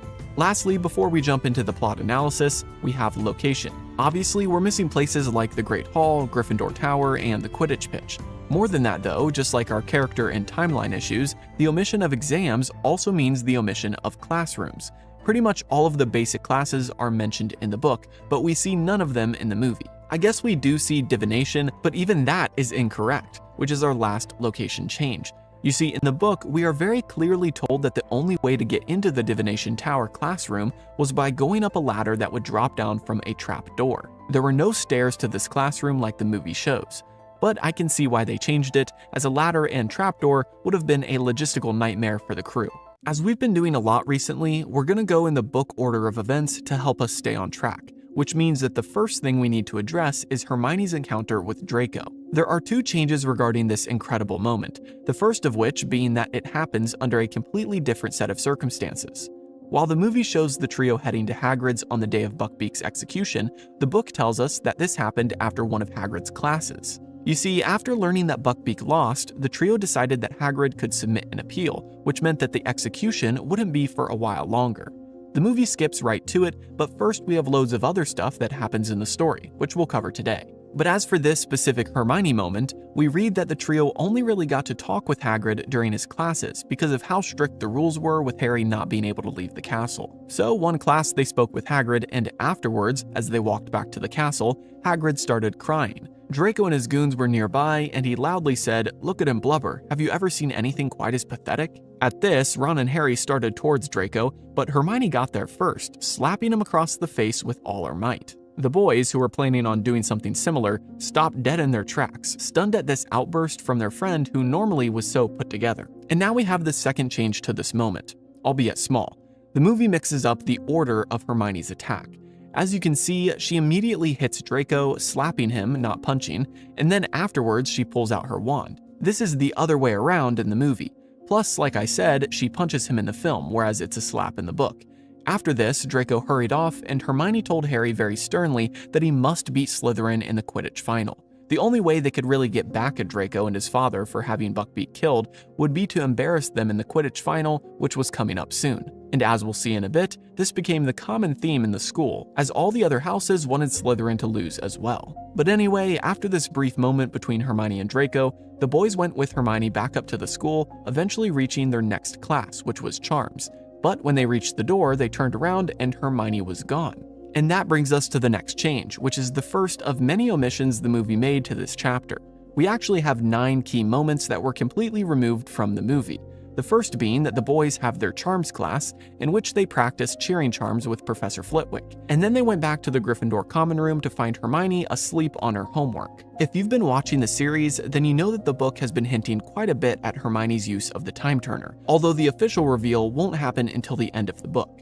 And this is just another one of those moments, as Hermione was awoken by the boys and then went to speak with Professor Flitwick to hopefully make up for her missed class. But she then had to rush from there to meet the boys for their divination class that day. And this is where we finally come to the moment we see in the movie, or at least part of it. You see, in the book, this one scene is 2 separate moments. First, we read about the class in which Hermione leaves, which we'll discuss here in a second, but then it's actually the next chapter that we have the moment of Trelawney's prediction. The movie, to save time, just shoved these 2 scenes into one. But anyway, the next change is that the movie omitted a lot of information about this class. Specifically, Hermione doesn't just show up like they show in the movie. She is with the boys the whole time. We also read more about the class and how they were looking into crystal balls, and there are several jokes thrown around. One of them being that when Trelawney asked Ron if he needed help seeing what was in his ball, he replied, "I don't need help, it's obvious what this means, there's gonna be loads of fog tonight." And this got a good laugh out of everyone. There's also a point partway through the class when Hermione complains that she could be working on cheering charms right now, and that divination is a waste of time. Obviously, the stress of the Time Turner and her missing the Charms class culminate in the crucial moment of her leaving divination. And the final detail I'll mention from the omitted parts of this class is that after Hermione left, Lavender Brown perked up and said that Trelawney predicted this in their first class. If you remember, Professor Trelawney had said that one of their number would leave them forever, so perhaps that was a real prediction or a lucky guess. Next, we miss out on more information about their studies and Buckbeak's appeal. Again, Buckbeak wasn't immediately doomed to die. After the first hearing, Hagrid was able to submit an appeal, and since Ron and Harry weren't much help the first time, Ron took it upon himself to do a lot of research to help with the case. In addition to this, the end of year was approaching and all the students were stressed about exams, but none more so than Hermione. Of course, Harry had other things on his mind, and that brings us to the next section that's omitted, and that is the anticipation of the upcoming Quidditch final. We read about fights breaking out in the halls, and Harry needing to be guarded at all times, just in case the Slytherins tried to injure him. So Oliver Wood set up a system so that Harry was always surrounded by Gryffindor students to help protect him from any unseen attacks. Plus, Wood kept reminding Harry during practice that he must only catch the snitch if Gryffindor was up by more than 50 points. You see, the Quidditch Cup isn't decided by the winner of one game, but rather the total points of the entire season. So, since Slytherin was 200 points ahead of Gryffindor in the overall season, Gryffindor could only win the Quidditch Cup if they beat Slytherin by more than 200 points in the final match. Now, before we get to the Quidditch final itself, which was entirely removed, we have one brief but important omission, and that is Harry's night before the game. In the book, we read that Harry didn't sleep well at all, as he was super nervous about the match the next day. And so after waking up in the middle of the night, he got out of bed to get some water. But as he went to the water pitcher beneath the window in their dorm, he looked out into the school grounds and saw a strange sight, a cat with a dog. But not just any cat, Crookshanks. And not just any dog, but the exact large dog he had been seeing all school year, which Trelawney had him convinced was the Grim. This is a short moment in the book as we simply cut to the next morning in the following paragraph, but it is crucial to know before going into the final chapters of the story. Spoiler alert, we learn later that Crookshanks was working with Sirius Black, who was of course the dog. But in the movie, we barely get any hints about this teamwork between the two animals. Anyway, now that you know that, we can get into the next day, just like the book does, and talk about the all-important Quidditch final. This is one of the greatest moments in the book, and results in Harry having one of the happiest moments of his life. It is a shame that this got cut from the movie as well, because it's a very symbolic game which represents some form of revenge against Draco for what he and his father did to Buckbeak and Hagrid. The match itself is a good one, but extremely dirty. Madame Hooch definitely had her work cut out for her as she had to award multiple penalty shots to both teams during the match. Gryffindor getting more, of course, as the Slytherins were playing dirtier than ever. They tried knocking out Oliver Wood and the other chasers, and Malfoy even resorted to grabbing Harry's broom by the tail to hold him back. Plus, the whole time, Lee Jordan added expert-level commentary, which was completely biased towards Gryffindor per usual. But at one point, the cheating on the Slytherin side was so bad that McGonagall didn't even bother reprimanding Lee's commentating, even getting up at one point herself and yelling at the Slytherins. All in all, it was a very heated game. But eventually, Harry caught the snitch as Gryffindor was 60 points in the lead, securing them the victory and the Quidditch Cup. And the chapter ends with Harry feeling like he could have produced the world's best Patronus. Although this moment is incredible, and I wish we could have seen it in the movie, it doesn't finish off our analysis for this week. We still have 9 more changes before we're done for today. The first one being another set of details which were removed from the movie for time. The victory on the Quidditch pitch is short-lived, as the next chapter starts with describing their insane workloads in preparation for end-of-year exams. And Ron once again noticed an odd thing on Hermione's schedule, as it said she had multiple classes at one time slot. She quickly brushed it off though, and soon after, Hedwig arrived through a window with a letter. It was from Hagrid saying that the date of the appeal had been set, and that the Minister of Magic will be there along with a member of the disposal committee and an executioner. At this, the trio was outraged that they decided to bring an executioner to the appeal, but it sounded as though the decision had already been made.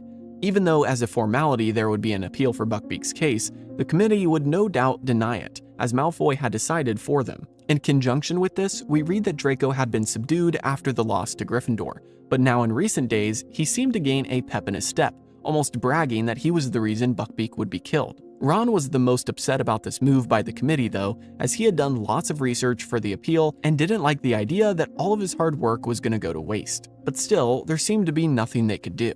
Next, we read about each of their exams in the book, but as I've mentioned, none of this school time was included in the movie. For Transfiguration, they had to turn a teapot into a tortoise. For Charms, they did multiple spells, one of which was the Cheering Charm. For Care of Magical Creatures, Hagrid was so depressed that he just had each student take a flobberworm, and if it was alive by the end of the hour, they passed. And seeing as flobberworms didn't need any taking care of, this was the easiest test of them all. Then they had potions, and Harry struggled to get his confusing concoction to thicken, and Snape seemed to enjoy his failure. At midnight, they had astronomy, then the next day they had history of magic and herbology, and finally they came to Thursday and their second to last exam, which was defense against the dark arts. Lupin had set up an obstacle course outside filled with creatures they had learned about throughout the year. Then each student went through, facing Hinkypunks, Redcaps, Grindylows, and Boggarts. Harry, of course, got full marks. And after this exam, they only had divination left. But before we get into those changes, there's one final omitted moment from the book, and that is Harry's run-in with Fudge. You see, after the Defense Against the Dark Arts exam, the trio went back into the castle, but first they ran into Fudge on the way there. Of course, Harry knew the minister, and so he spoke with Fudge briefly while Ron and Hermione awkwardly hung back. But upon the mention of Buckbeak, Ron stepped forward and mentioned that the Hippogriff might get off, trying to cheer up the minister who seemed depressed about the whole situation, probably knowing that Buckbeak is innocent.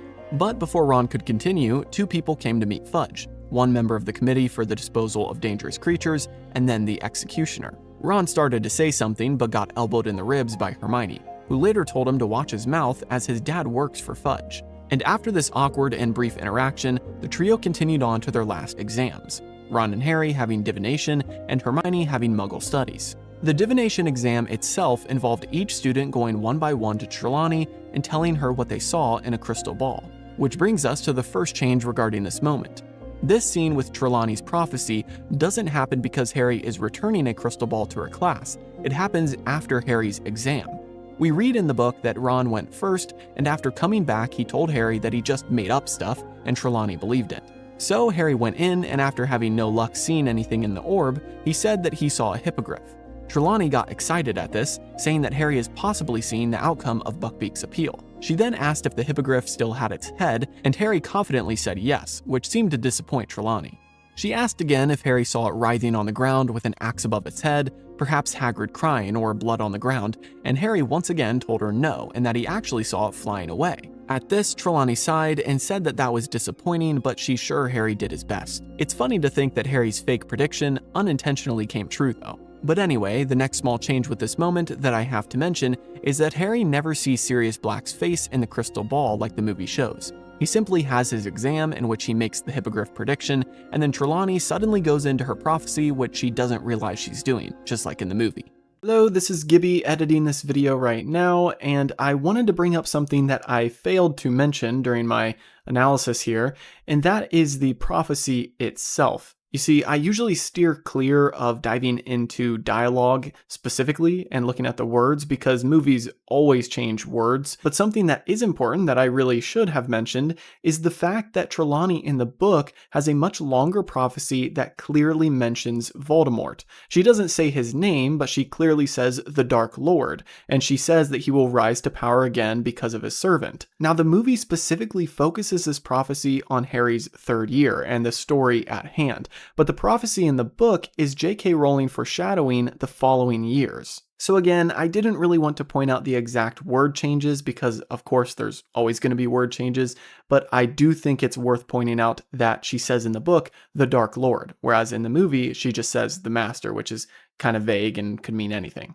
So anyway, back to the changes. Next, the movie cuts out Harry trying to tell Ron and Hermione about the prophecy he just witnessed. He rushes back to the common room and starts to tell Ron what happened, but is cut off as Ron shows Harry a note from Hagrid which says that Buckbeak's appeal failed, and to not come down to the hut. Weirdly, Harry experiences this really freaky and strange thing with Trelawney's prophecy, but the movie makes no effort to even have him tell Ron and Hermione, as the next scene just cuts straight to the Buckbeak plot. It seems like a weird thing he would leave out. At least in the book, we can tell that he wanted to share the experience with them, but got cut off. The next change is even weirder though, because in the movie, the trio just walks to Hagrid's with no problem. In the book, however, Harry is on extreme lockdown. The boy isn't really outside of the castle, and Hagrid even tells them not to come because he doesn't want Harry to risk it. So what does the trio do? Well, in the book, they still go, but they use the invisibility cloak. If you remember, however, the cloak is still in the One-Eyed Witch passage, because Harry had to leave it there after his last close call sneaking into Hogsmeade. However, Hermione is more passionate about this Buckbeak issue than almost anything else, so she volunteers to go get the cloak because no professor would be suspicious of her snooping around the One-Eyed Witch. The trio then sneak to Hagrid's, and he is upset and happy all at the same time. But just like the movie, he is still adamant that they must leave before the execution. But before the trio leave, there's two more changes. The second to last change for today is that Hagrid doesn't hand back Scabbers, but rather Hermione finds Scabbers in one of Hagrid's pots. And then finally, the last change for today is that they don't get hit by stones like the movie shows. Hagrid is keeping an eye out the window, and he spots Dumbledore and the others coming down the path, and so he quickly sends the trio out through the back door. But again, it's easy for them to escape unseen because of the invisibility cloak.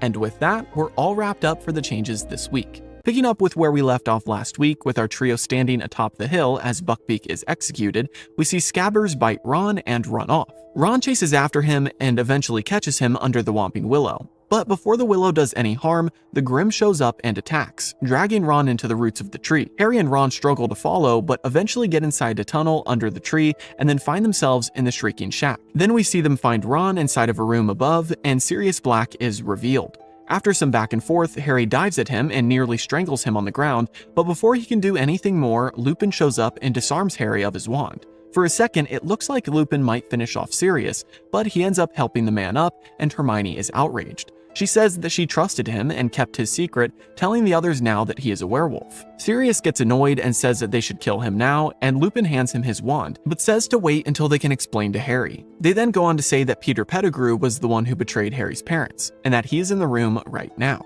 But before things can progress, Snape runs up and disarms Sirius Black of Lupin's wand. But in yet another twist, Harry takes Hermione's wand and uses it to disarm Snape, so powerfully that he knocks him backwards into the bed behind him. Sirius and Lupin then explain what Peter did to escape, and after taking Scabbers from Ron, who is being a big crybaby at this point, they cast a spell that causes the rat to turn back into Pettigrew. After some talking, Peter admits to his crime, and then Sirius and Lupin try to kill him, but Harry stops them. And he says that they can hand him over to the Dementors. The movie then cuts to them walking through the tunnel and eventually coming out of the Whomping Willow. Sirius talks with Harry and invites him to live with him, but before Harry can answer, Lupin sees the moon and turns into a werewolf. Pettigrew then escapes, and Sirius tries to tame Lupin, but it doesn't work and he gets thrown to the side. Snape finally emerges from the roots and looks at the trio, but then turns around to see the werewolf behind him. Thankfully, before Lupin can do any damage, Black jumps on him in his dog form and fights with him. Harry follows and helps distract Lupin so that an injured Black can escape, and then after following his godfather down into the forest, Harry sees a swarm of Dementors coming for them. The Dementors start sucking on their souls, and eventually Black's soul seems to float up out of his lips. Despite Harry's attempts at a Patronus, he can't conjure one strong enough to hold off the dozens of Dementors here. But good thing for him, there's a secret protector across the water who produces a powerful Patronus that scares off all of the Dementors and saves Sirius's life. But right after this epic moment, Harry passes out and everything fades to black. And that is where we'll stop things for this week, as next episode we'll look into Harry and Hermione's use of the Time Turner. As for this week, we've got so much to cover already. So let's kick things off with our first three categories of characters, timeline, and locations, which this week are all pretty simple. Why? Well, because these three chapters are pretty much a bunch of dialogue in the same place, there aren't any timeline or location changes. The only change we have for these three categories comes when we look at characters, and the change is the omission of Crookshanks. I count Crookshanks as a character here because he actually plays a massive role, which I'll address later in the plot changes. He isn't just sitting there in the background, but actually has an effect on the story itself. Other than him though, I believe the characters are all the same. After all, we really only see the trio, Lupin, Black, Snape, and Pettigrew. Last episode we left off with the trio believing that they had just witnessed Buckbeak's execution, and then in the movie, Scabbers abruptly bites Ron and escapes from his grip. Now there is a change regarding Scabbers that we'll address here, but technically the first change is that the trio are using the invisibility cloak.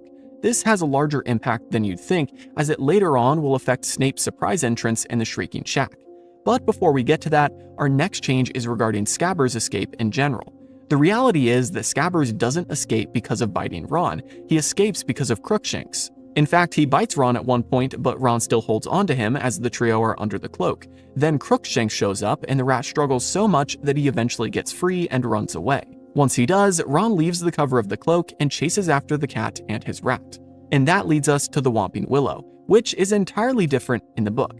The first element of this change is the fact that they don't know they're by the Whomping Willow in the book because at this point it is completely dark out. Just like in the movie, a large dog shows up and attacks, dragging Ron away. Harry tries to follow, but he gets smacked hard by something that he can't see. He then uses Lumos to find out that it's the Whomping Willow. Then, instead of a super unrealistic fight with the tree like what the movie shows, we read that Crookshanks darted through the branches and touched a knot at the base of the roots, which calmed the tree and made it stop attacking. But of course, because Crookshanks was removed from this part of the movie, they had to come up with some elaborate tree fight to fill the space. Another change I want to point out here is that Ron's injury is a little different in the book, and actually helps us better understand him in this moment, and it makes me respect him a little bit more too. While the movie makes Ron a whiny little baby during this scene, with a bloodied bite on his leg that he later tells Hermione will result in an amputation, the book version tells us that Ron actually snapped his leg. That's right, the dog shows up and drags Ron off by his arm, not his leg. Ron, trying to avoid being dragged under the tree, hooks his leg around the roots, but the dog pulls with such force that Ron's leg snaps and breaks. So not only did he get bitten in the arm, but he pretty much snapped his leg in two, and as we'll later see, he still showed bravery even with this major injury. Anyway, moving past this Whomping Willow disaster, Harry and Hermione make it to the tunnel, and a subtle difference here is that Harry doesn't know where the tunnel leads in the book. In the movie, he says that he has a hunch, but in the book, he says that he doesn't know because the Marauder's map doesn't go this far. The tunnel trails off the page. After Harry and Hermione head through the tunnel and reach the Shrieking Shack and the room in which Ron is kept, we have our next change. This begins the avalanche of revisions the movie made to the climactic reveal in this story, and by the end of this, you might leave with a bitter taste in your mouth about this scene. These changes aren't just small meaningless ones, but they add realism and value to the plot. The first change regarding this moment is that when Sirius Black is revealed as the Grim, he has Ron's wand and disarms Hermione and Harry upon them entering the room. Doesn't that just make so much more sense? Why didn't Black take Ron's wand in the movie? In fact, now that I think about it, where was Ron's wand? Maybe I missed something, so please someone in the comments let me know if there's a valid movie reason why Black didn't take Ron's wand. Anyway, the next change brings us right back to Ron's bravery, as even when he is severely injured and frightened, he stands up on his injured leg and defends Harry, telling Black that he'll have to kill him and Hermione to get to Harry. As you know, this line was given to Hermione in the movie. If you watched the first two seasons of my series, in which I covered the first two movies, you know that this isn't the first time the filmmakers took crucial character building lines from Ron and gave them to Hermione. It's unfortunate because not only did they remove this brave moment, but instead they made Ron a whimpering mess in the background. Again, when I watch the movie by itself, I don't really care, but when I'm comparing the book to the movie, it just brings to the surface all of these details that make me cringe in retrospect. Now, after this moment, Harry in the movie attacks Sirius, and while this does happen in the book, it's slightly different. Specifically, we read that Sirius kind of fights back. Harry doesn't get his hands on Black's neck, it's actually the other way around. I'm sure he didn't mean to hurt Harry, but he did put his hand around Harry's neck to hold him back. Eventually, Harry does get the upper hand, but instead of taking out his wand and having Lupin disarm him immediately, Crookshanks comes in and saves the day. Don't forget, Crookshanks was with Harry and Hermione and has just been on the side this whole time. In the book, as Harry attacks Black, Crookshanks joins the fight and attacks Harry. Then when Harry has Black on the ground, Crookshanks stands on Sirius's chest where Harry is pointing his wand. The cat latches on with his nails and won't be removed, obviously protecting Sirius. Eventually, Lupin does show up, which is our next change, as in the book during the scuffle, Ron had gotten back all of their wands, which Black had taken earlier. That's how Harry got his wand to point at Black's chest where Crookshanks sat. So Lupin doesn't just burst in and disarm Harry, he disarms all three of them and takes all of their wands. That is also a smaller detail I won't count as a complete change, but it's worth a mention. During the scene, disarming sends their wands flying, but as Harry Potter fans know, when you disarm someone, the wand flies at you for you to catch it. It doesn't just randomly get thrown to the ground somewhere else. Anyway, another change here is that after briefly talking, Lupin actually hands back their wands to help regain their trust. This gesture does help the trio reconsider things for a moment, instead of them immediately jumping to assuming that Lupin has betrayed them.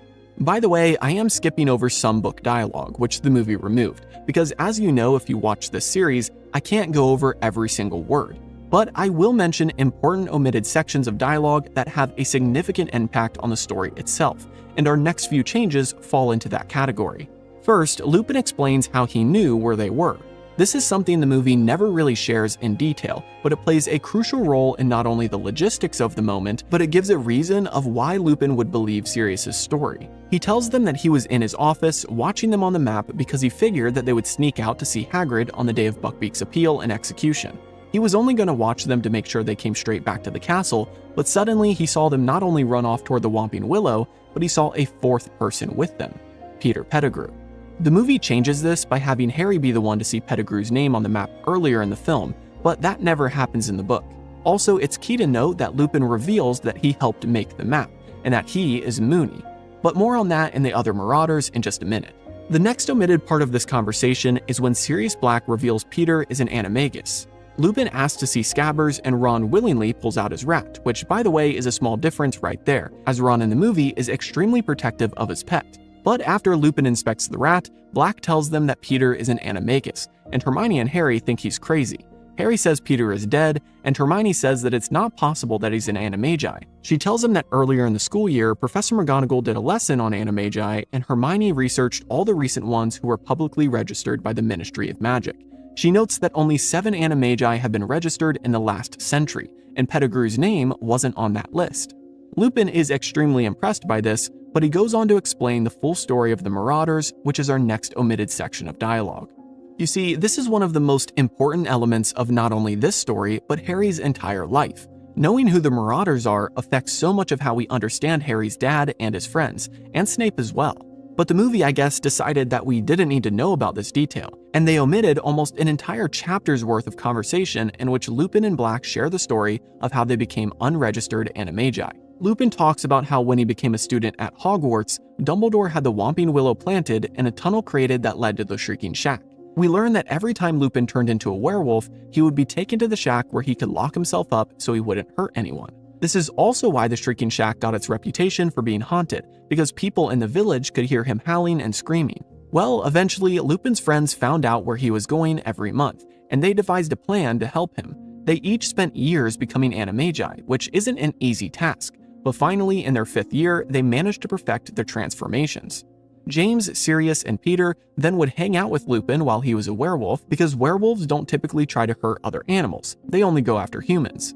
As Lupin wraps up the story, he shares that Sirius played a prank on Snape by telling him how to follow Lupin down the tunnel and into the Shrieking Shack. You see, Snape had been snooping around and was trying to figure out Lupin's secret each month, and Sirius got sick of it. Well, Harry's dad had no part in the prank, but eventually found out what Sirius was planning and really did save Snape's life. But by that point, Snape had already seen too much and knew Lupin's secret. This part of the conversation is great, and it really hurts me that they didn't include any of it in the movie. It really takes away from Lupin and Sirius's character development. And even though it takes up a whole chapter, I'm sure they could have found a way to briefly include some of this context in the story. Now, after this explanation of how Snape found out about Lupin's condition, we have our next change, as Snape made his timely entrance by revealing himself under the invisibility cloak. That's right, Harry and Hermione had left it by the Whomping Willow, so Snape grabbed it and used it to sneak up on them in the shack. Plus, in the book, we learn even more context for his arrival. He shares that Lupin had forgotten his potion for the night, and so Snape was bringing some to his office. When he got there, though, he saw the Marauder's map open and Lupin's name running down the secret tunnel under the Whomping Willow. So he quickly ran after him, figuring that he'd catch him with Black in their secret hideout. These details are great because they not only offer a more realistic reason why Snape is there, but it also clues us into a key detail. Lupin didn't take his potion that night. The next change is a smaller one, but it does, again, help things be a little bit more realistic. In the book, Harry isn't the only one who disarms Snape.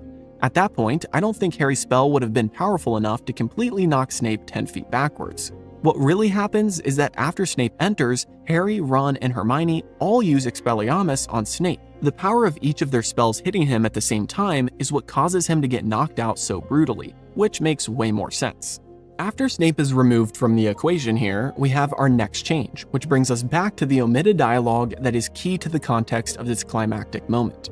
Lupin has shared his bit of the story about who the Marauders were and how 3 of them were Animagi, and now it's Black's turn to explain his side of things. After all, the trio and even Lupin aren't still 100% clear on what happened that night in Godric's Hollow when Harry's parents were killed. So this is the time that Black explains all. He shares how last minute he convinced James to switch the Secret Keeper to be Pettigrew. After all, Voldemort wouldn't expect that. They were suspicious that someone in the inside was working for Voldemort, and so they, without telling anyone, didn't make Sirius their secret keeper. In fact, we learn that Black thought Lupin could potentially be Voldemort's spy. Anyway, that night Lily and James died. Sirius went to check on Peter, but found he was missing with no sign of a struggle. He then went straight to Godric's Hollow and found it blown up, and he immediately knew what Peter had done. After this, Sirius explains another missing piece of the puzzle, which was how he snuck into the castle and even got inside of the Gryffindor dorms. Sirius explains that Crookshanks helped him there. The cat had sensed that Scabbers wasn't what he seemed, and so Crookshanks helped Sirius by getting the piece of paper with the passwords on it. Unfortunately, Peter had already faked his death again at that point and escaped to Hagrid's. And although I'm leaving out a decent amount of the dialogue still, that pretty much covers the important information that Black shares at this moment. And again, I hate that they removed it from this scene in the movie. It just helps to round out the story and tie up loose ends that the film leaves undone. But anyway, moving on to the next change, we come to when Scabbers is handed over, and that really is the change itself. The fact that in the book, Ron willingly hands over Scabbers. Lupin tells him that if Scabbers isn't Peter, the spell they use won't harm him at all. But if he is Peter, then he'll be forced to transform back to a human. Again, this is a small thing in the movie, but it makes Ron seem so annoying as he tries to hold on to Scabbers, and then in the background of the next few seconds, you just hear him whining about his pet. Whereas in the book, Lupin and Sirius quickly change Peter back to human without the chase and the commotion that we get in the film. And now that he is revealed, we have another batch of information that once again got removed, and that answers some key questions. Why did Peter stay a rat for 12 years? Why did he never try to kill Harry? And how did Sirius Black escape Azkaban? First, Sirius rightly guesses that Peter stayed a rat because he was scared of Voldemort's followers. After all, Peter gave Voldemort the information that led him to Godric's Hollow where he met his end. Second, Peter never tried to kill Harry because he was a coward. He only wanted to hang out with the biggest bully on the playground, and now that his protection was gone, he wouldn't risk killing Harry unless there was something in it for him. And then finally, Sirius explains the all-important question of how he escaped imprisonment. If you remember from way earlier in the book, Fudge had mentioned that he visited Black and he seemed relatively sane, even asking for Fudge's Daily Prophet paper. Fudge gave it to him, and the article on the front was about the Weasleys and their trip to Egypt.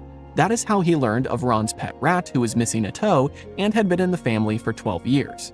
So, with a renewed purpose, he transformed into a dog and snuck past the Dementors who can't really see and swam back to dry land. He tells the trio and Lupin that the Dementors can't really sense animals as well as they can sense humans, so sneaking out as a dog was relatively easy. And after all of this explanation that we've covered so far, Harry finally says that he believes Sirius and is convinced of this crazy new plot twist. After all, the proof of pedigree is standing right in front of him. The next change is kind of a funny one, which is that Ron in the book is a lot more disgusted with pedigree. He even has a line while Peter is trying to beg to him for help, and Ron says, "I let you sleep in my bed."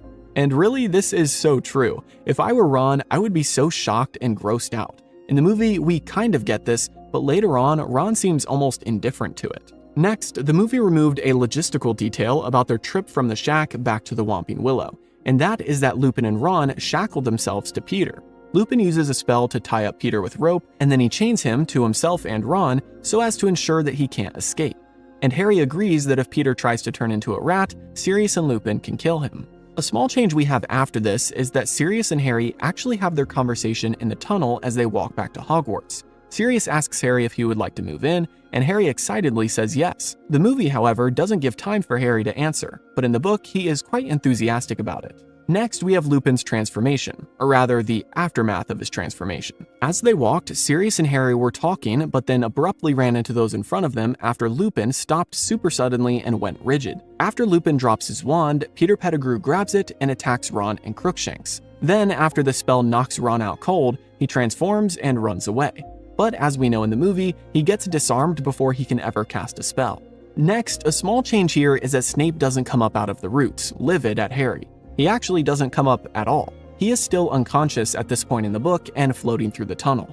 And now we're almost to the end as we have two more changes. The first one being that Hermione runs with Harry to go help Sirius. In fact, as they get to where Sirius is laying, Hermione even tries to cast a Patronus charm to help protect them. The movie obviously keeps this moment just between Harry and Sirius, as Hermione and Ron are back with Snape at this point. But she plays a larger role in these final moments as Ron is still knocked out by the Whomping Willow. And finally, we have the last change of today's episode, which is that the Dementor's kiss is quite different. I've mentioned it in a previous episode, but the Dementor's kiss is a lot more grotesque in the book, and therefore they probably simplified it to this glowing orb thing to make it a little more PG for the movie. In the book, we read that as Harry began to lose consciousness, he felt the cold, bony hands of a Dementor clasp his neck. Because what really happens during a Dementor's kiss is that they latch their mouth onto the victim's mouth and literally suck on the soul. Gross, right? Well, that's the way we get it in the book. Thankfully, just like in the movie, future Harry is there to save the day with the most powerful Patronus anyone's ever seen. But that's a topic for next episode. Picking up from where we left off last week, we see Harry waking up in the hospital wing after passing out during the massive Dementor attack by the lake. Hermione tells him that Sirius Black has been taken, and Harry quickly gets up, outraged that they've got the wrong man. Dumbledore walks in, and Harry and Hermione try to explain to him what happened, and he says that he believes them, but no one else will. So he vaguely advises them to use the time turner that Hermione has been using all school year. After he leaves, Hermione and Harry go back in time and follow their past selves down to Hagrid's hut. They realize that they need to save Buckbeak as well as Sirius, and so after waiting for the perfect moment, they lead Buckbeak off to freedom. Then they head to the Whomping Willow, where they wait until their past selves come out with Sirius, Lupin, and Pettigrew. Once they do, they run along the forest and Hermione saves past Harry's life by howling and distracting werewolf Lupin, causing him to run right in their direction. Harry and Hermione then run back into the woods and try to hide, but eventually get cornered by the beast. Thankfully, Buckbeak is there to save the day and scares Lupin off. Harry and Hermione then see Dementors flying overhead and quickly run to the lake where they see past Harry and Sirius dying on the opposite bank. Harry waits for his dad to appear, but he doesn't, and Harry realizes that he is the one who needs to save the day. So he runs up and casts a Patronus charm, which scares off all the Dementors. Then he and Hermione fly away on Buckbeak and save Sirius from a jail cell on the top of a tower. They then fly down to the entrance of the castle and talk with Sirius for a bit before he leaves. Harry and Hermione then run through the castle to make it back to the hospital wing right as Dumbledore is closing the door. Ron is shocked to see that his friends teleported across the room, and Harry and Hermione just laugh at him. The scene cuts to another day as Harry visits Lupin and sees that he is leaving Hogwarts. Lupin explains that he can no longer stay, and he gives Harry back the Marauder's map. And then the final scene of the movie shows us Harry entering the Great Hall and seeing his classmates and friends gathered around a strange object. They show him that it's a firebolt and it was delivered to him. Harry then takes it outside and gives it a go, and the movie ends as Harry flies through the sky. So now that we've refreshed our memory on these final moments of the Prisoner of Azkaban film, let's jump into our first three categories of characters, timeline, and location. First up, we've got a handful of missing characters, but nothing too crazy. We're missing Madame Pomfrey, Peeves, Snape, Fudge, and McNair. Now technically, Fudge is seen, but he has a lot more talking in the book and is actually involved. As for McNair, we also see him because he is the executioner. But in the book, he is specifically named because J.K. Rowling is foreshadowing Voldemort's Death Eaters. Also, there is an unnamed committee member with Fudge and McNair. Next, we have timeline, and surprisingly, there's only a couple of changes here. First, Harry actually gets his firebolt at Christmas, not at the end of the school year. Second, Hermione doesn't punch Draco at this time, but rather she slapped him earlier in the book after a Care of Magical Creatures class. And lastly, before plot changes, we have our location category, and the only change that I'm aware of here is the fact that Sirius isn't locked in a singular jail cell on the top of a random tower at Hogwarts. No, he is actually put in Professor Flitwick's office, and we'll talk about how they managed to rescue him from there in the plot changes, so stick around for that. Starting with Harry waking up in the hospital wing, we have an immediate and quite large change. In the movie, Harry wakes up with Ron and Hermione already there awake, and Dumbledore walks in. Well, in the book, when Harry wakes up, he first hears voices outside in the hall, and those voices are Fudge and Snape discussing the situation. This is key and makes a lot more sense, because the movie just glosses over Snape's entire involvement after the werewolf attack.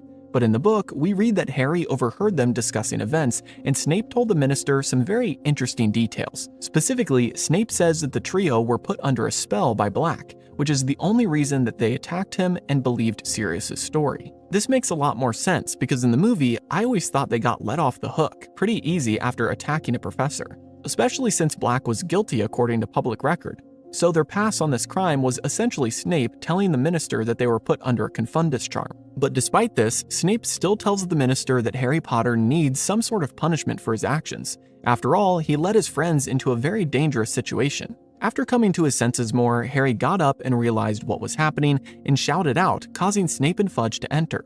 Hermione and Harry then tried to explain what happened, but Fudge and Snape still believed that they were under the confundus charm. Eventually, Dumbledore entered and dismissed Fudge, Snape, and Madame Pomfrey from the room so that he could speak to Harry and Hermione alone. Begrudgingly, the three other adults left the room, and this is where we get a similar moment to what the movie shows, with Dumbledore giving them instructions and the idea to use the time turner. The only difference here is that Ron is still asleep this whole time, and he doesn't wake up until later on when Harry and Hermione return. Next, when Harry and Hermione use the time turner, it doesn't only turn back time, but it also teleports you to the location you were in at the time that you went to. I know that might sound confusing, but pretty much since the trio were heading out of the Hogwarts entrance to go to Hagrid's at the time that they went back to, that means in the book that Harry and Hermione popped up in the entrance hall as well. And because of this, Hermione grabbed Harry abruptly and shoved him into a hall closet to keep from being seen. Then she explained what the time turner was, and Harry figured out that they were supposed to save Buckbeak. Which brings us to the next moment we see as Harry and Hermione in the movie head toward Hagrid's and run into themselves confronting Draco and his goons. Like I said in the timeline section, the change here is that this never happens at this point in the book. And that leads into another change because in the book, Harry and Hermione don't even follow their past selves down to Hagrid. After all, they're in the invisibility cloak, so they can't even see their past selves. Instead, in order to be extra safe, they go the back way through the herbology greenhouses. Once they get to Hagrid's cabin, we have our next change, which is the small addition the movie made regarding how the past trio sees Fudge coming down the path. In the book, there are no stones thrown in to hit Harry on the head or break some china. In the book, it's a lot more boring than that, as Hagrid simply looks out the window and sees the group coming toward his hut. Then, just like in the movie, we read in the book that the past trio exit out of the back of Hagrid's home and head away, and then future Harry and Hermione help Buckbeak escape. Our next difference doesn't come up until after the events of the Whomping Willow. As Harry and Hermione wait on the edge of the woods watching, they see Fudge, Dumbledore, the committee member, and McNair, the executioner, all head up back inside the castle.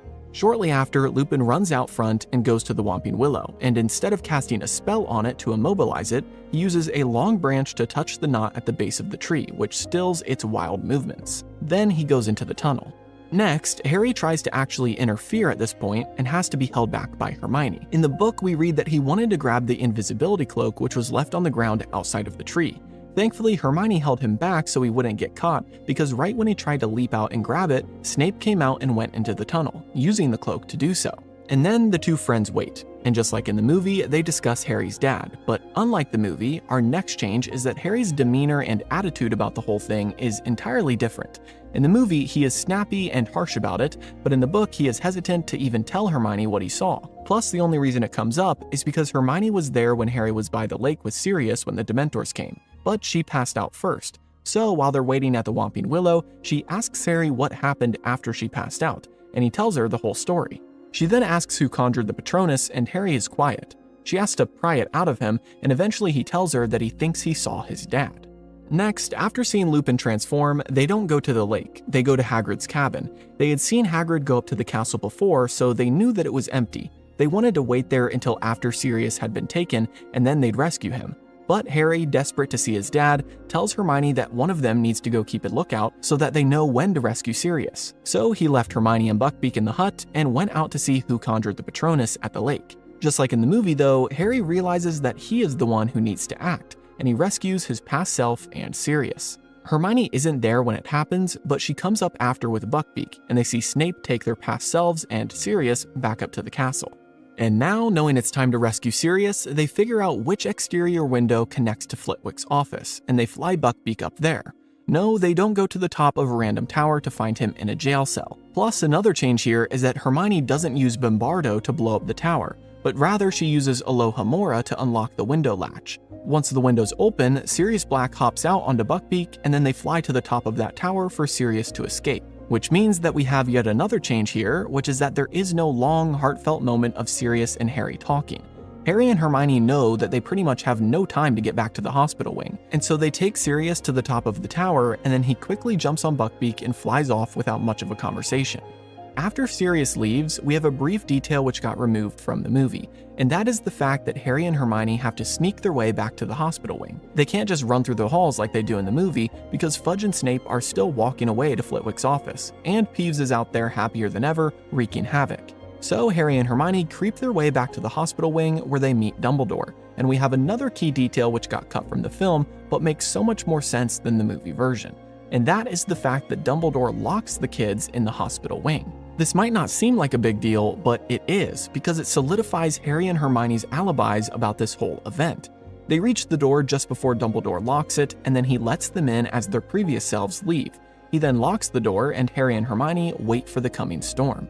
And sure enough, the storm arrives, and that is our next change, as the movie omits yet another part of the Snape and Fudge subplot. Snape comes bursting into the hospital wing like a madman in the book, with Fudge trailing after him. He goes up to Harry and starts yelling at him, accusing him of having a hand in Black's escape. Madame Pomfrey comes hurrying out of her office and is outraged at the commotion in her ward. And Fudge is also upset at Snape's attitude. Thankfully for Harry, they have an airtight alibi, and Madame Pomfrey backs up the fact that they haven't left the hospital wing. Eventually, Snape storms out, and Fudge is upset as well due to the chaos that will be caused in the media. After all, they had Sirius Black in custody, and he somehow escaped. Finally, after everyone leaves, Ron wakes up and asks what's going on, and Hermione tells him the whole story, unlike in the movie when they just laugh and leave him confused.